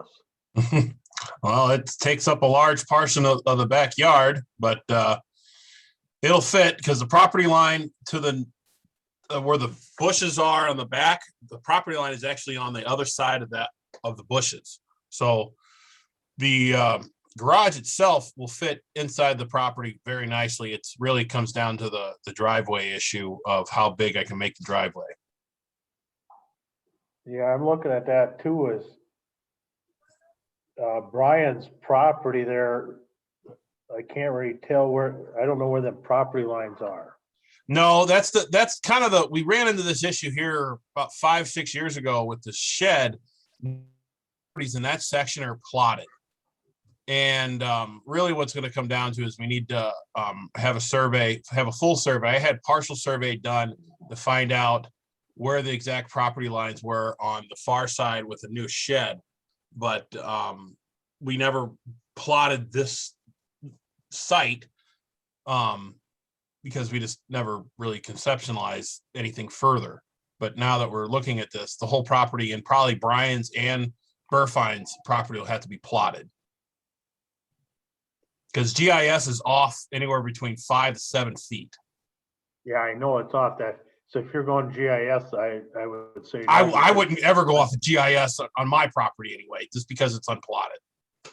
When I had a surveyor from Cannon, I can't think of his name now, Richard Samuelson. Samuelson? Yeah, when he came out, the plot it, he had a double the time just finding a stake to get back to my property. I'm talking with, Brian doesn't actually own his house anymore. It's been transferred to other parties for keeping. I'm talking with his brother, who's primary control of the property, just to make sure that they're not going to care about having a garage on the property. The set asides for the garage on both the back and the side is not the issue at all. We have more than enough space to get the garage. It's really going to come down to the driveway aspect of really how much driveway we need. And that's what I foresee is your driveway issue. Yeah. So before I'd say yes or no on any of it, I'd want to see you find them pin lines and just see where it is. Because I mean, if I say yes, or not me, if the council says yes, and all of a sudden it's off, then we're in trouble too, you know, so. Well, yeah, no, it's certainly, we don't want to have any encroachment issues going forward in the future. So it needs to be found no matter what, before we proceed to do anything at all. But also there's another concern is where the gas line is, which I'm sure Steve will be able to locate the gas line. I'm assuming we're fairly confident where the gas line is, running in between the houses. And that would be part of the excavating work to either drop the leg down further and or relocate to the other side, not the other side of the house, but along underneath the driveway.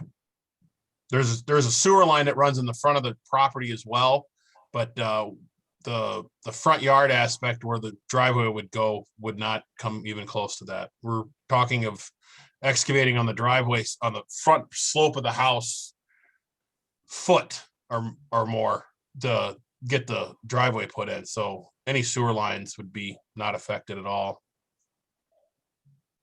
I have a couple questions. I looked at the property today and there's a berm there. So there's a lot of dirt that's going to have to pull out of there. I'm wondering where the water is going to run off and how that's going to affect down below. Well, there's going to have to be drain tile in the garage itself. Looking to almost potentially remove 30 yards of dirt to put the garage slab in. And then in order to even put the garage, because of the elevation changes of the garage and the yard, we'll have to put in at minimum a 7-foot wall plus 4 foot in the ground. So a total of 11 feet of concrete to put into that wall, plus the engineering going behind the garage for the back side of the wall. Because it's the elevation change. There's almost a 35-foot elevation change from the street to the top of Burfine's yard. So at where the back of the garage is, that's at 22 feet from the street level. And then up to Burfine's, it's another 18 feet. How big is the apron that you've got in the front of the garage? It's going to be, I'm going to have a 5-foot apron. If I can put it in. I'm trying not to tear down my big tree that I have in my backyard. And that's going to be dependent on, and obviously the drawing is terribly not to scale at all. We plotted it out for 26 feet for the 30-foot depth, and we come out almost 15 feet away from the tree, but the driveway putting into it's going to cut into some of it, and I'm desperately trying not to cut the tree out. There's also a power line that looks like you're gonna that might have to be moved where the driveway is coming in. No, that's street. Where's no, that my power property line? is on the right of that. Okay. How close are the two houses together, and what's the variance on that, Carrie? Well, the bedroom sides, I'd have to look on now. I'm not positive on an R1. Lori, you got that? 4 feet from the property line on the side. So each one of them would have 4 feet. So there would be 4 feet from Mr. Volk's house to the side of his driveway? No, there No. has to- that's what he, 4 that's feet off the land he- property line. Okay, from the property line. And it's the driveway itself is going to be real close to the rock garden that I have next to the house. And you can see in the window, you can see in the picture of the house, there's 3 little windows that are on the ground. That's actually an egress window. And there'll actually have to be curbing put in to direct water down away from the house, along with things to keep a car from falling down that egress window, obviously. I think the first thing you gotta do, Nick, is get that surveyed so we can get a final, really see where it is. Before I could say anything, I'd want to see a survey on it. It's not to say yes or no to anything. It's just, we gotta be careful up there and see what we have for footages. You understand what I'm saying? I am. So what are we talking about? What ends up if I get a variance from my neighbor to go up to like 2 feet from his property line? How's that gonna play out? I still want to see where your property line is. Sure, of course. And if you get it signed by Brad, that's okay, and then you can bring it back and show us a more in-depth picture of it. Yeah, well, more than likely, there's actually already encroachment on his property onto mine, just based on preliminary survey already. So it's kind of a quagmire in all these 6 or 7 lots back here. There's stuff on everybody's. It's literally a quagmire of different property lines. Yeah, we'd have to figure that out before we can do anything. I ain't saying, we're not saying no here, we're just we gotta get everything straightened out. So let's say you sell down the road or verify and sell, and all of a sudden it's in garages in theirs. We've had that happen before, and it's nothing but trouble. Sure. Well, no, the garage, we probably should look at this as 2 separate projects, quite honestly. We should look at the garage as being one project and the driveway being another, because the garage where it's planned, it has to be 4 feet off the property line. It's got to be 5 feet from the back property line, both of which is purely satisfied by existing GIS lines. The driveway is what comes into the ultimate problem of where the property boundary comes into off the telephone pole. We have to see a drawing of the garage though. I concluded the drawing of the garage. I got blueprints. I don't have them. I submitted that with the permit to the city. You have them, Lori?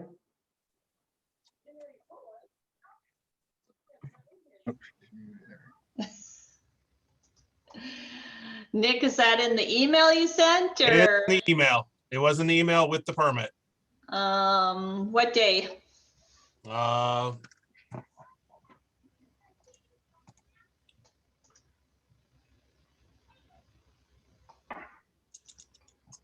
Got it here. Very nice looking 2-car garage with a nice little loft in it. Oh, I'm only finding the one at this moment of the drawing. Well, I'm it's a looking home. in my thousands of emails here. Oh, Oh, here we go.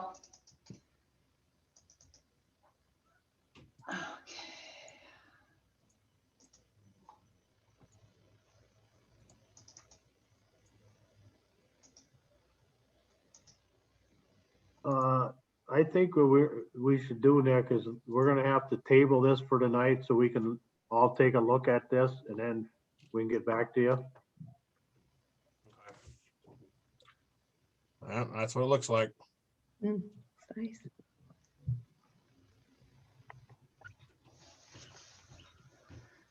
So how tall is that in the peak? 21 feet.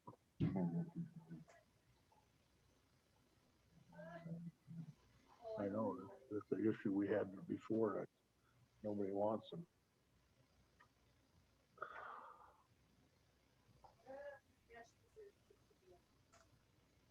Is it, this is a dumb question, but is it okay to have a loft above a garage? I mean, maybe a lot of people do that. I don't know. It's not for residential, it's just for storage. Nick, I think you're gonna have a problem with that 2-story garage. We ran into this with Ed Stern's house. Yeah. At Ed Stern's house, he had a previous 2-story garage. Then he built a new one. And after the fact, we didn't know it was gonna be 2-story. I do not think, I'd have to look at the ordinance. I do not think the ordinance will allow a 2-story garage. I don't think that. I'm not trying to be difficult here. Nobody's trying to be difficult. But What would be the ordinance? What would it be stating it? What would be the delineation of a 2-story garage? Because it's actually not technically 2 stories. It's got a loft in it with stairs to it. well, it ain't 1 story.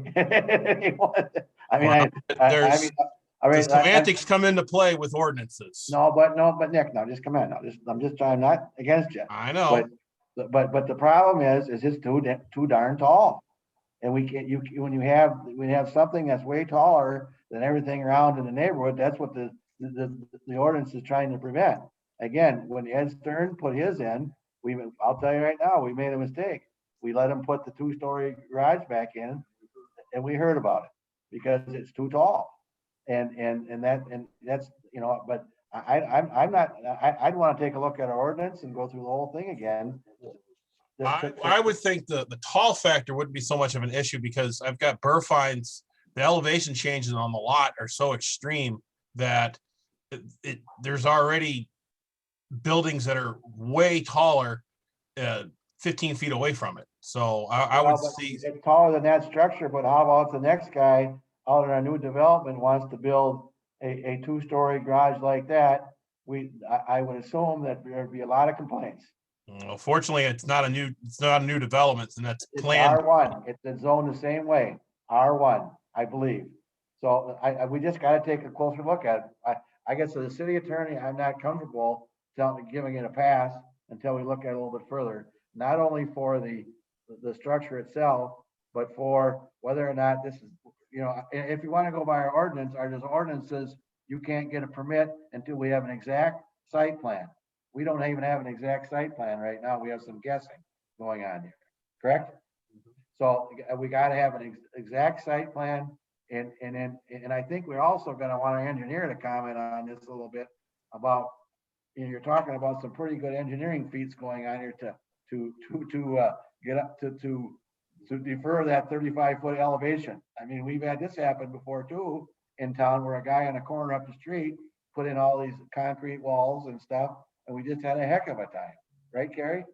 Yeah. And for me, I'd want to even have engineered plans because if you're going to put in a concrete wall, I want to know what your footing is going to be. Why are you guys making this so difficult to build a garage? There's 20 other garages get built in Goodhue, but because Nick, I'm just telling you, you're asking. But I'm going to bring up the fact, sir. I'm going to bring up the fact that there's a lot of other lots in this city that's gotten garages built bigger than this, taller than this, and we're kind of throwing a wrench into somebody who wants to build a garage.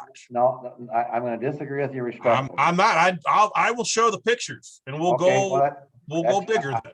I'm not going to argue with you, but I'm going to argue about it because it's my yard. And so we have rules and regulations we have to follow.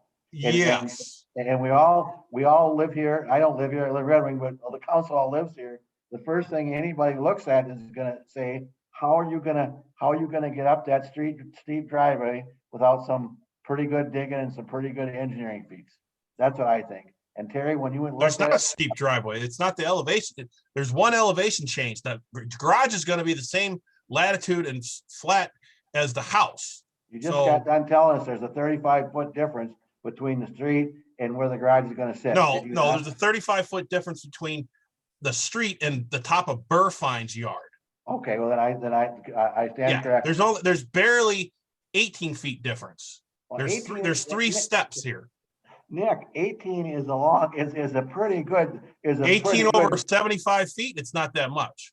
That's a pretty good grade. Whatever. My recommendation. You guys should look at my current driveway then. Okay, my current driveway is pretty steep too.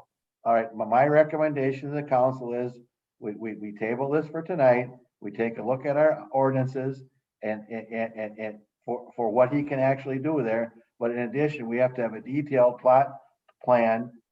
And now, like you say, you have a description of what you're going to do for your garage. And granted, it looks nice. I don't have any problem with the way it looks.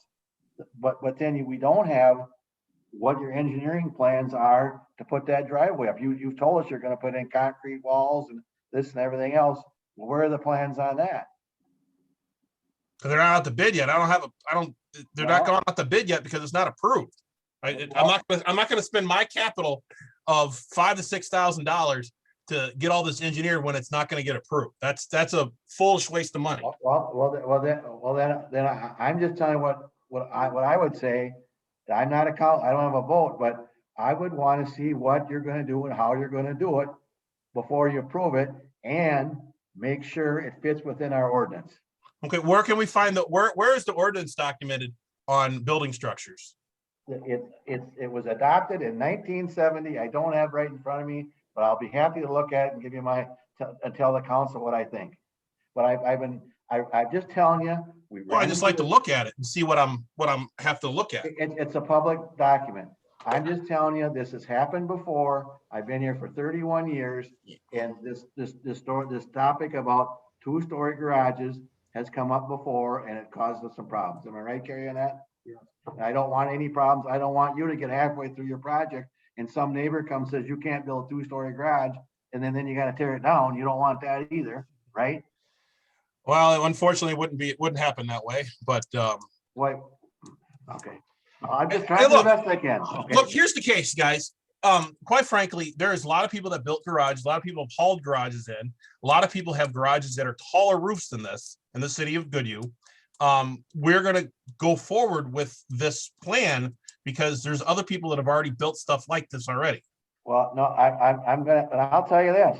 No, you are not going to do anything, in my opinion, until the council approves it and the council gives you a building permit. You can't do it. And if you try and do it, we'll issue a stop work order. That's the process. So yes, no, and I'm not referring to that, but I'm referring to the fact that other people in this town has built garages that tall or taller. Well, in 31 years, the only one I remember was Ed Stearns, and we had a problem with it. That was tall.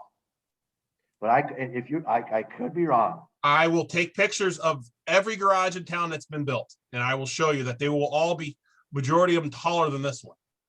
The problem I have is the council doesn't want to allow people to build things. They only plan for things. I just want to be able to have and enjoy my life in Goodhue. So Nick, this council is so flexible. We don't have to give you a variance. You already said you got to have a variance to put the driveway in. I don't need a variance. I just want to build a bigger driveway. Well, I want 9 foot instead of 7 foot. You won't find an easier place to build in Goodhue. You will not find it easier. You kind of falling away from the wayside at this particular moment. Well, okay. All right. We're happy, but we gotta go by the. So I'd like to make a comment too. Excuse me.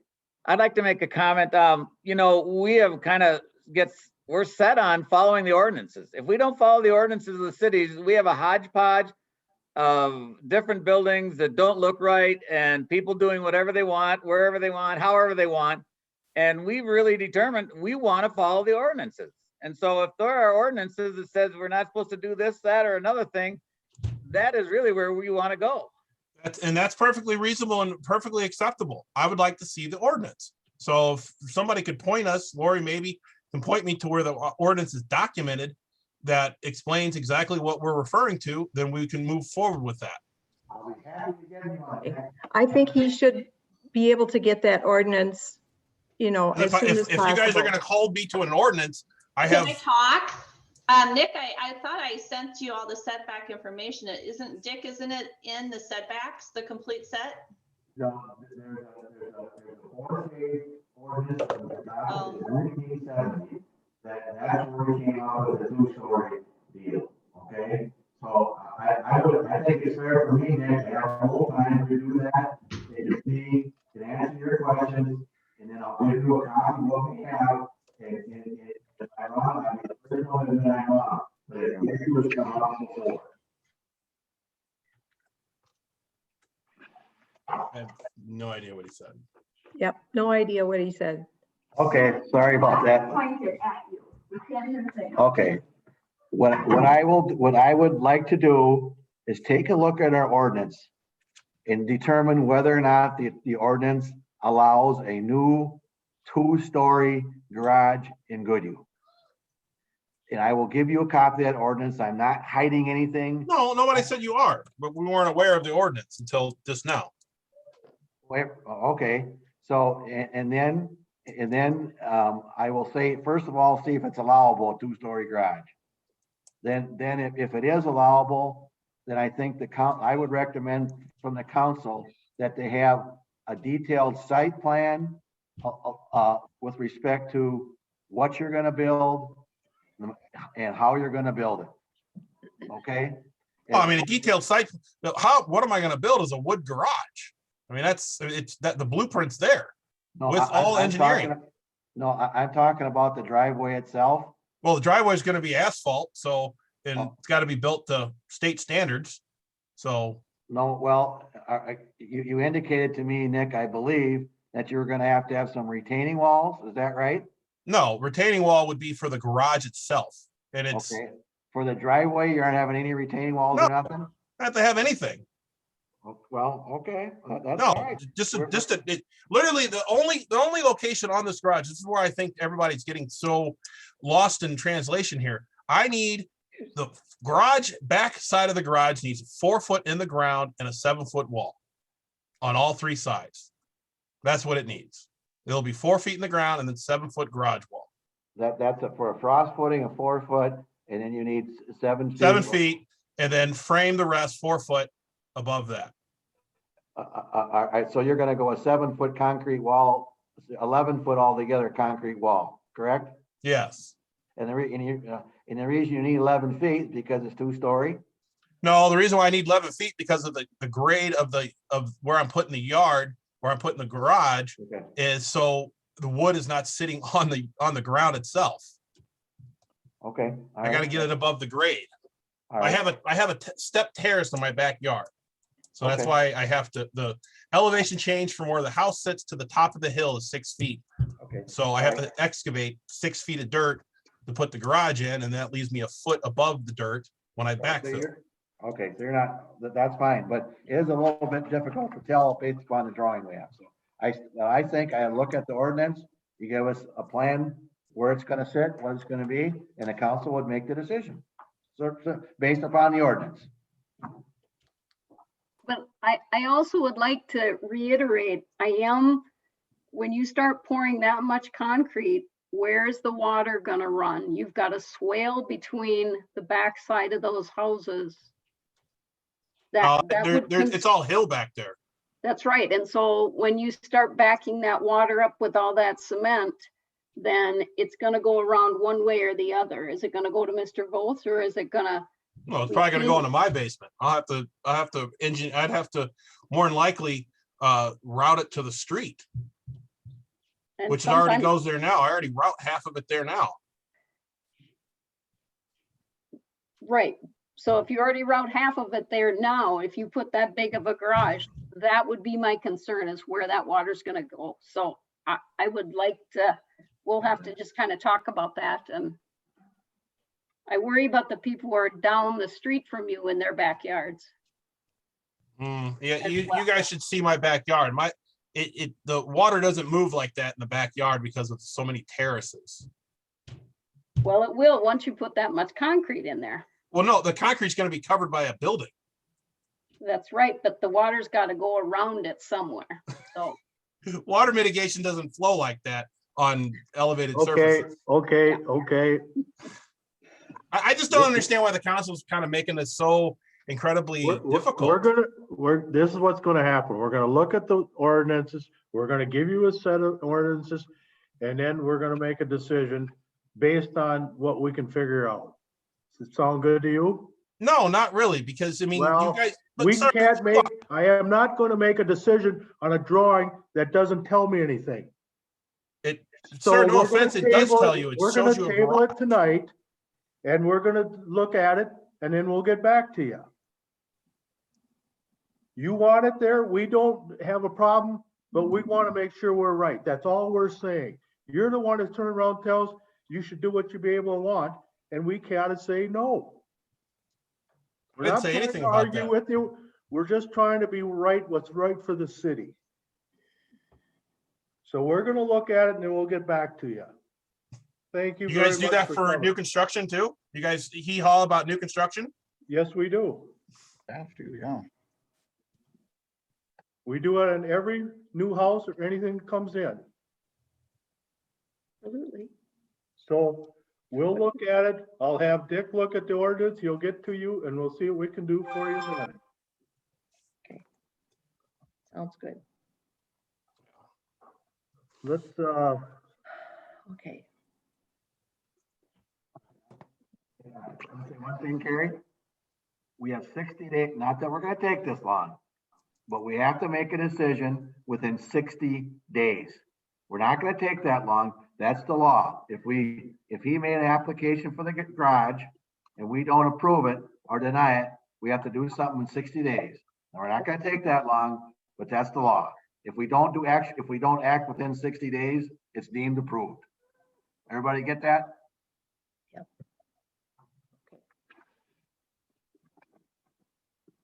okay, let's move on. Data request form, Lori.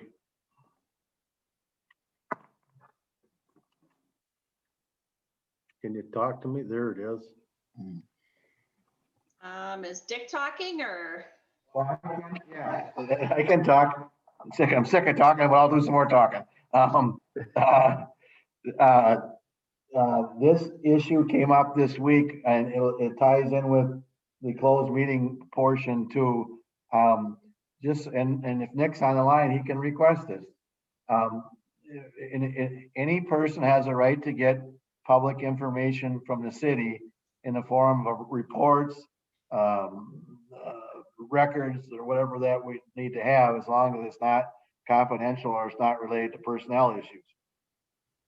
We have somebody that has been asking quite regularly for this information, and we provide as much as we can. But we looked at it and we're supposed to charge, if don't have to charge a fee, but we can charge a fee. And part of that is based upon the time that the clerk or anybody else actually spends putting the information together that the person requested.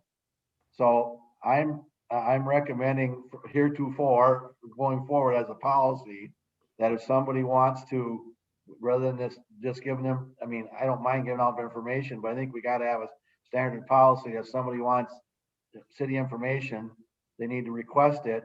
So we have a record of what they requested, what they wanted, and that they paid for the time the clerk has. And we have, I think the last time we reviewed this was 10 years ago, according to the form. So Lori and I thought maybe it's time to update a little bit, especially given that she's making a little bit more money, not much, a little bit more money than she was 10 years ago. So Lori, could you just explain that part of it too, if you would? Just what you're thinking that we should charge per hour, or what are you getting at? Yeah, and don't you think we need to, rather than willy-nilly, just what we need to do, we have having a policy how we do it, so everybody is treated the same, right? Right. And I do hand this out already. Normally people don't hand it back because they don't want to pay the $25 an hour. But I do cost more than $25 an hour. And do we want to charge something minimum also? Like, so it takes me 15 minutes or whatever. What's the right thing to do? I don't know. I mean, I don't think it has to be a minimum of an hour, but maybe there needs to be a $5 or $10 fee. I don't know, because by the time you start and stop and do something, it's going to take some time. But that's a decision that council has to make. So you're saying, okay, if something takes you 15 minutes, that you would have a dollar amount for that. Is that what you're saying? or not? Right, or like say, it's something that comes up like every other week or something that somebody wants to get it. I don't know. You know what, if we just maybe raise this to 30 and Let's raise it to 50 and be done with it. there are limits though, and I'm not sure if Dick is aware what they are. I think 30 is just fine. I trust Lori's gonna be fair with everybody and use her common sense as what she's gonna charge. Right, Lori? Sure. I would be all good with a minimum charge of something 20 to begin with or something, and then by the hour or something like that. You mean 30, Wayne? Okay, 30, yeah. Well, okay, 30 per hour, and then a minimum of $20 for any request. I think we need a minimum. Okay. I'd be good with that. Yeah, I think you need a minimum, but how long does it usually take you to find these things for people? Well, the one request that might be coming is going to be taking me probably days if it truly comes. And I won't be doing other things possibly. So, but that request may not come. So we're just thinking we should look at it since we haven't looked at it since 2010.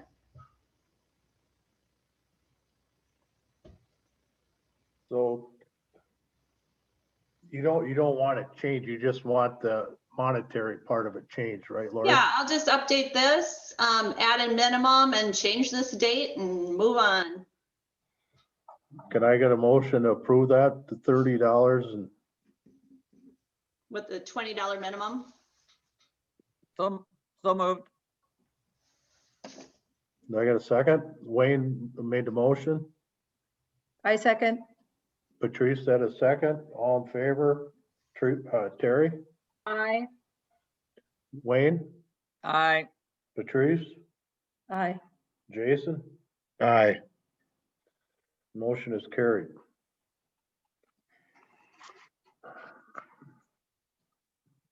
That was easy. Mayor's concerns. This is where I was asking Dale about. I went down and talked to somebody about a garage and I got stopped by 4 different people about the trucks going through there pretty fast from the maintenance building. And then one did come through and he was going pretty fast, just like he's gunning it.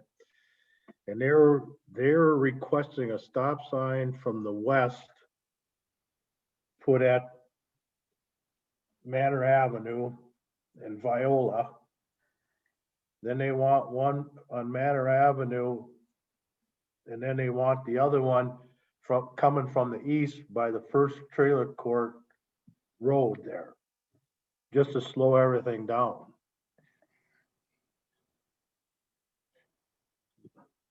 Anybody got anything? Dale, you got anything you want to say about it, or?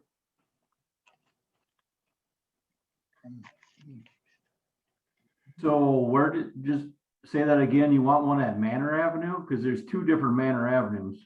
Yeah, well, the first one from where the houses are there, that Manor Avenue, they want a stop sign at that intersection for them. Yep. For the Manor Avenue. Then at that same intersection, they want one coming from the west to stop there because there's so many kids running around there. And then from the east, they wanted to stop at the first Manor Avenue. Wow, that don't make any sense. It's like,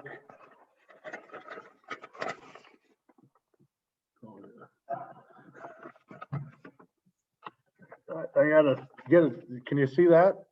Yeah. That's what they're asking. And with Kenny coming in there, it's gonna probably get a lot worse on top of it all, it's just that I wish we didn't have them houses there, but right now, unfortunately, we do, and we're gonna have to keep them there, but there's so many little kids running around there that people are kind of getting scared about it.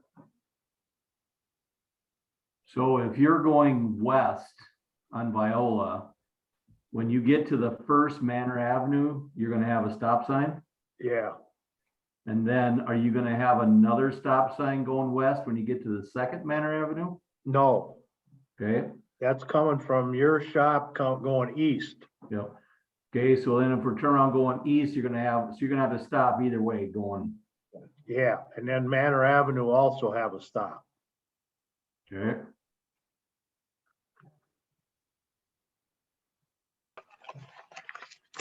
Does anybody else have any input on this? That's what I'm asking for more than anything. Why is this any different than the rest of Viola or South Broadway? It's got houses on it more than You got anything. the trailer court on South Broadway. There's more kids on that corner in the But morning. there's stop signs there too, though. Well, yeah, on number 9. You know, so you're slowing down. That's the biggest thing. You know, the otherwise, if I don't know if you put rumble strips in there to slow them down, that ain't gonna work either. You know. No. It is difficult with the houses right there next to now all the industry we have coming in. It is pretty tight. You know, I would like, I mean, I told these people I'd bring it up to the council tonight and to have everybody talk about it. That's the biggest thing. Now, what if we put in a different speed limit and enforce it? Would that be better? I mean, if you get our police force up there and we enforce that speed Yeah. limit, But it can't be less than 30 unless it's a school zone. You know, that's the only place that comes in is school, you know. Okay.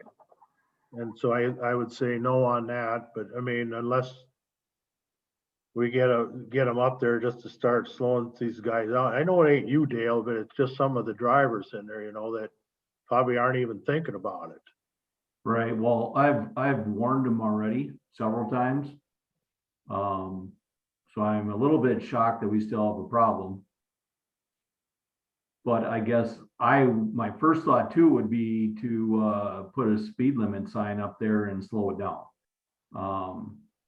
I'm not so sure. I mean, I think there's plenty of places around that are in non-school zones that have slower speed limits. But even if you could slow it down to 25 or something, that's a little bit different. But and if that doesn't work, then you could put the stop signs in. But I mean, that's up to you guys. I'll support whatever. So how does this council feel? You want to bring it down to 25 in there once and just have Nick and Josh patrol it heavy? might be something to try. Sorry. I mean, I'm willing to try anything. I'm not upset or anything. Just these people are concerned and they brought it to my attention. So I figured I got to bring it to you people. Well, the last thing that we want to do is have a problem with the neighborhood, and most certainly don't want to have anybody get injured. So Carrie, is there no stop sign at Manor Avenue No, of them coming out of the residential area? no. So maybe we could put a stop sign there to help them stop and then put the speed signs up and see if we could get the traffic to slow down. And if that doesn't work, you know, since that's coming off a residential, are they just yielding and coming onto that street? Is that what, I mean, they should be stopping at that corner to come on that street. It's an industrial street now. Yeah, I don't know. Yeah. I have never done a study on it or anything else. I'm Yeah. just going by what people have asked me, you know, and that's all I'm bringing forward to you people. I think it's because there was never, I mean, it wasn't a through street before. So it was not put in with the plans or anything on this when the street was extended. But I mean, initially my plan was to put a stop sign on Manor Avenue where they're coming on to Viola. Just because, yes, I mean, that's an intersection. They're the ones that would for sure need to stop anyways before moving out there. But we just, I mean, with the late finish to the project and it still being froze yet, that's why we have not done anything there. But there will be a stop sign there anyway. No, I don't have an issue with that either, but I think like, let's try the 25-mile speed zone first, should we? And then You're on here. I see if you could, you and Josh maybe start patrolling that a little heavier, just watching the vehicles coming out of there. Okay, thank you. Next thing is the garage. Who am I looking at again, Lori? My memory is just blank right now. Kadada's, Pardon? Andy Kadada. There you go. Oh, I think you're on here, Andy, aren't you? Yep, I'm on here. Okay, I was down there yesterday myself and looked at this. And the 24 by 20 garage there that's on the south side of the house. Yep. Al Bryzik is buying that and moving it to the east side of his house. Correct. Yeah, okay, Al, you're there too. And then, Yes. then Andy wants to put a 26 by 24 garage up that's gonna be started at the back of his house out there, and he's gonna be filling in to level the lot off. Yep. You know, and then Al's gonna level his off to the south there and just move that garage, or Milt is gonna move the garage, right, Al? Correct. You know, so I looked at it all yesterday and I didn't see a problem with it at all. So it's you people right now that if you're gonna, It's pretty much cut and dried, really.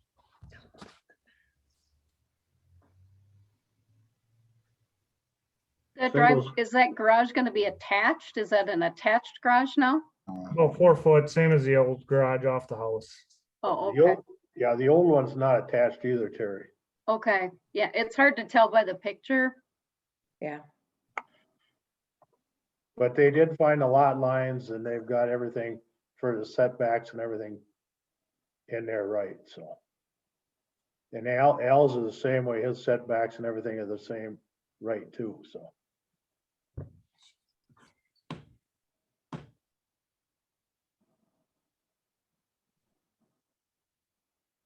So they're taking the old one and moving it to a different site. The They're neighbor. building a new one. Right next door, they're moving it maybe, what, 40 feet? Yeah, 50 maybe right in there. Oh, okay. And then the other one is gonna be built right behind that. Okay. With the same elevation as the house? Yes, Yes. Okay.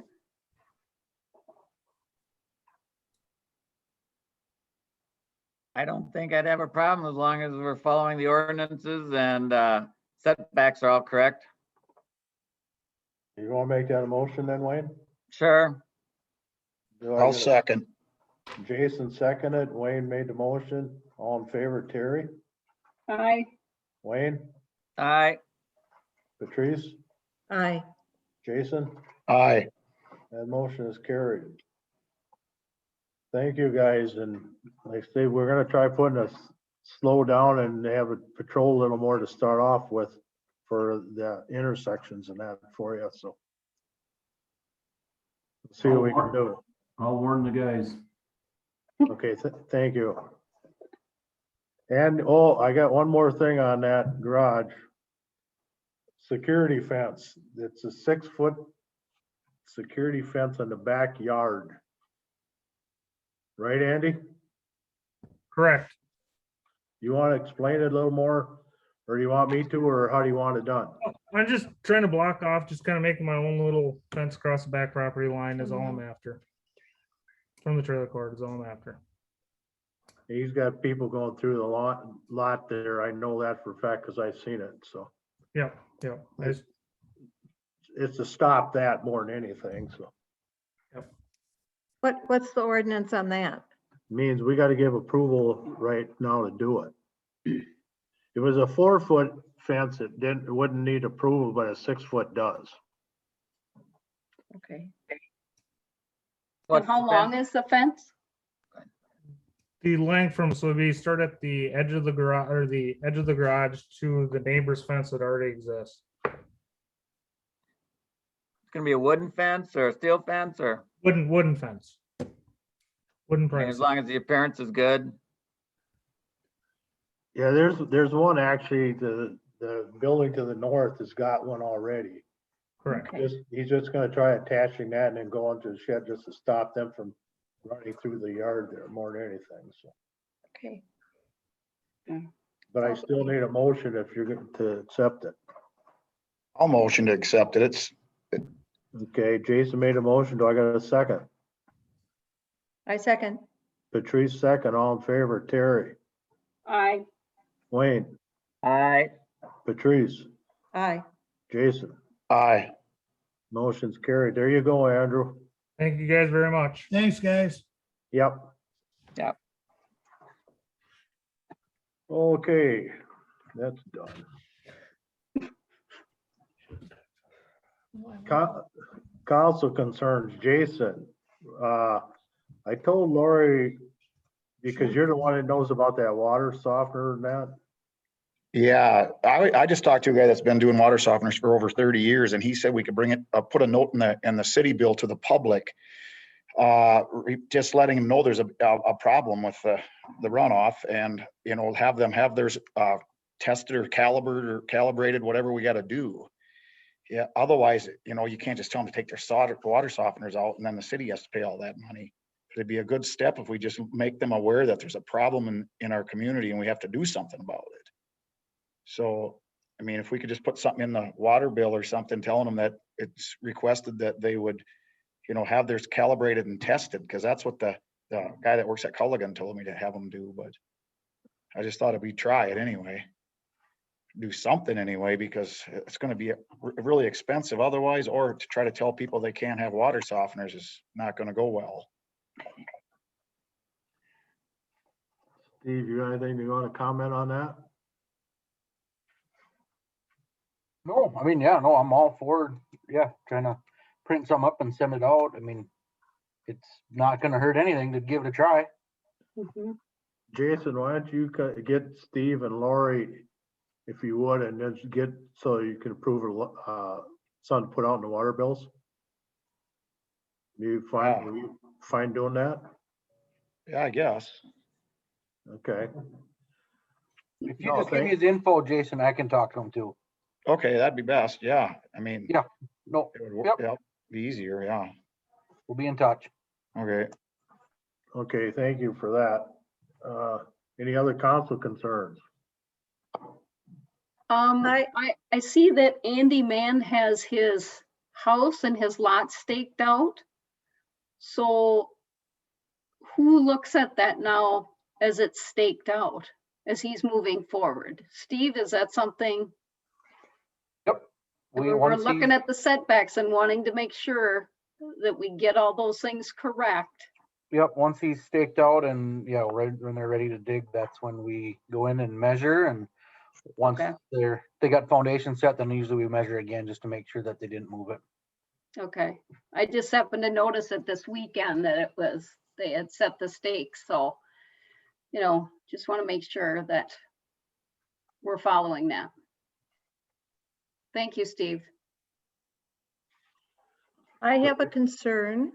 Sounds good. And it's it's about getting our information, the documents and all that. I just wish we could get it the day before the meeting rather than the day of. I mean, I don't have a job, so it's not a problem for me, but for people who have jobs, how can they have time to look at it when we start at 5 o'clock? I just think it would be better if we could have the information the day before of whatever. I would suggest then we have to cut off people adding on to the agenda, because I still have people adding on at noon today. And, and I get stuff that after I've gone home, Thursday night. So I don't get everything in time. Okay. So what do you guys think of saying? A lot of cities will not add the day of a meeting. You're not adding more to the agenda. Okay. But even with the, you know, the documents from different people, if that could come the day before. I know that's not up to you, Lori, because we get it from somebody else. But I just think we don't have to spend a lot of time on it, but I just wish that could happen. Well, Lori, you can email everybody what you have, let's say on Monday. You know, usually, could you send me out a preliminary anyway? Sure, I have nothing on Monday, I can tell you that. Well, then, what about Friday? I'm not even done paying bills till a lot of times Wednesday, so. No, but I mean, just ahead of time, and then if something comes up, we can still add it to it. It's just that they won't get it until that day. Okay, I'll send out what I have. That's what I mean, yeah. On Tuesday before I leave. So Lori, tell me again, I mean, if somebody were to make a request and wanted something on the agenda at 2 o'clock this afternoon, you would have to put it on today? I've been doing that. I mean, I just think that's a little bit ridiculous. Yeah. I think there should be an appropriate cutoff time, and if they miss the cutoff time, they're gonna have to wait until the next meeting. It's not like the next meeting is a month, it's 2 weeks. I know some would be Friday already. The cutoff is Friday for a Wednesday meeting. I would think that would be very reasonable unless it's something emergency coming from the council or the mayor. It also has, then when people can be sending me last minute stuff, it's like the situations like happened today where it's like, well, I sent it to you. And it's like, I have so many documents hitting me today, it's hard to keep up with. Yeah. Right. You shouldn't have to do that. The documents need to be there. Sure. Is my opinion. Well, we'll do better. Well, Right, Reese? it's not you, Lori. You do good, Lori. Don't let these guys bully you. They're mean. Gary, we're not Billy. I'm trying to help her. I know. I'm trying to help her. We try to be as loose as we possibly can on it, but there's certain things, you shouldn't have to be doing. So. Yeah. Okay. Next item. Can I get a motion to pay the bills? So moved. I'll second. Wayne, Terry seconded. All in favor, Terry? Aye. Wayne? Aye. Jason? Aye. Patrice? Aye. Motion's carried. Now, can I get a motion to go into a closed meeting? So moved. Seconded. Wayne made a motion, Terry second to go into a closed meeting. We are now going into the closed meeting, so we can't have a lot of people on. So. Thank you all for coming, though, and your input. Okay, we need Carolyn to leave, Andy, Nick, Steve. Goodbye. Carolyn. Very diplomatic. Yeah, Carolyn's got to leave too. Carolyn needs to go. I'll text her. I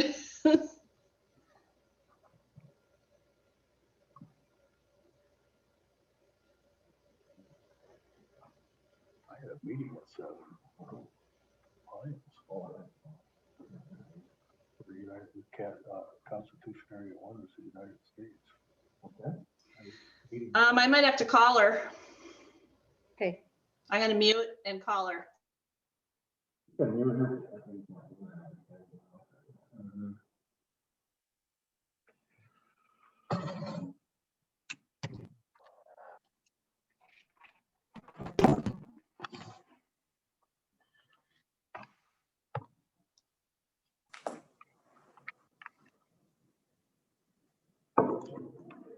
There we go. Okay. Are we in closed session? Yes, we are, Julie. Okay. Here, I'll stop the recording.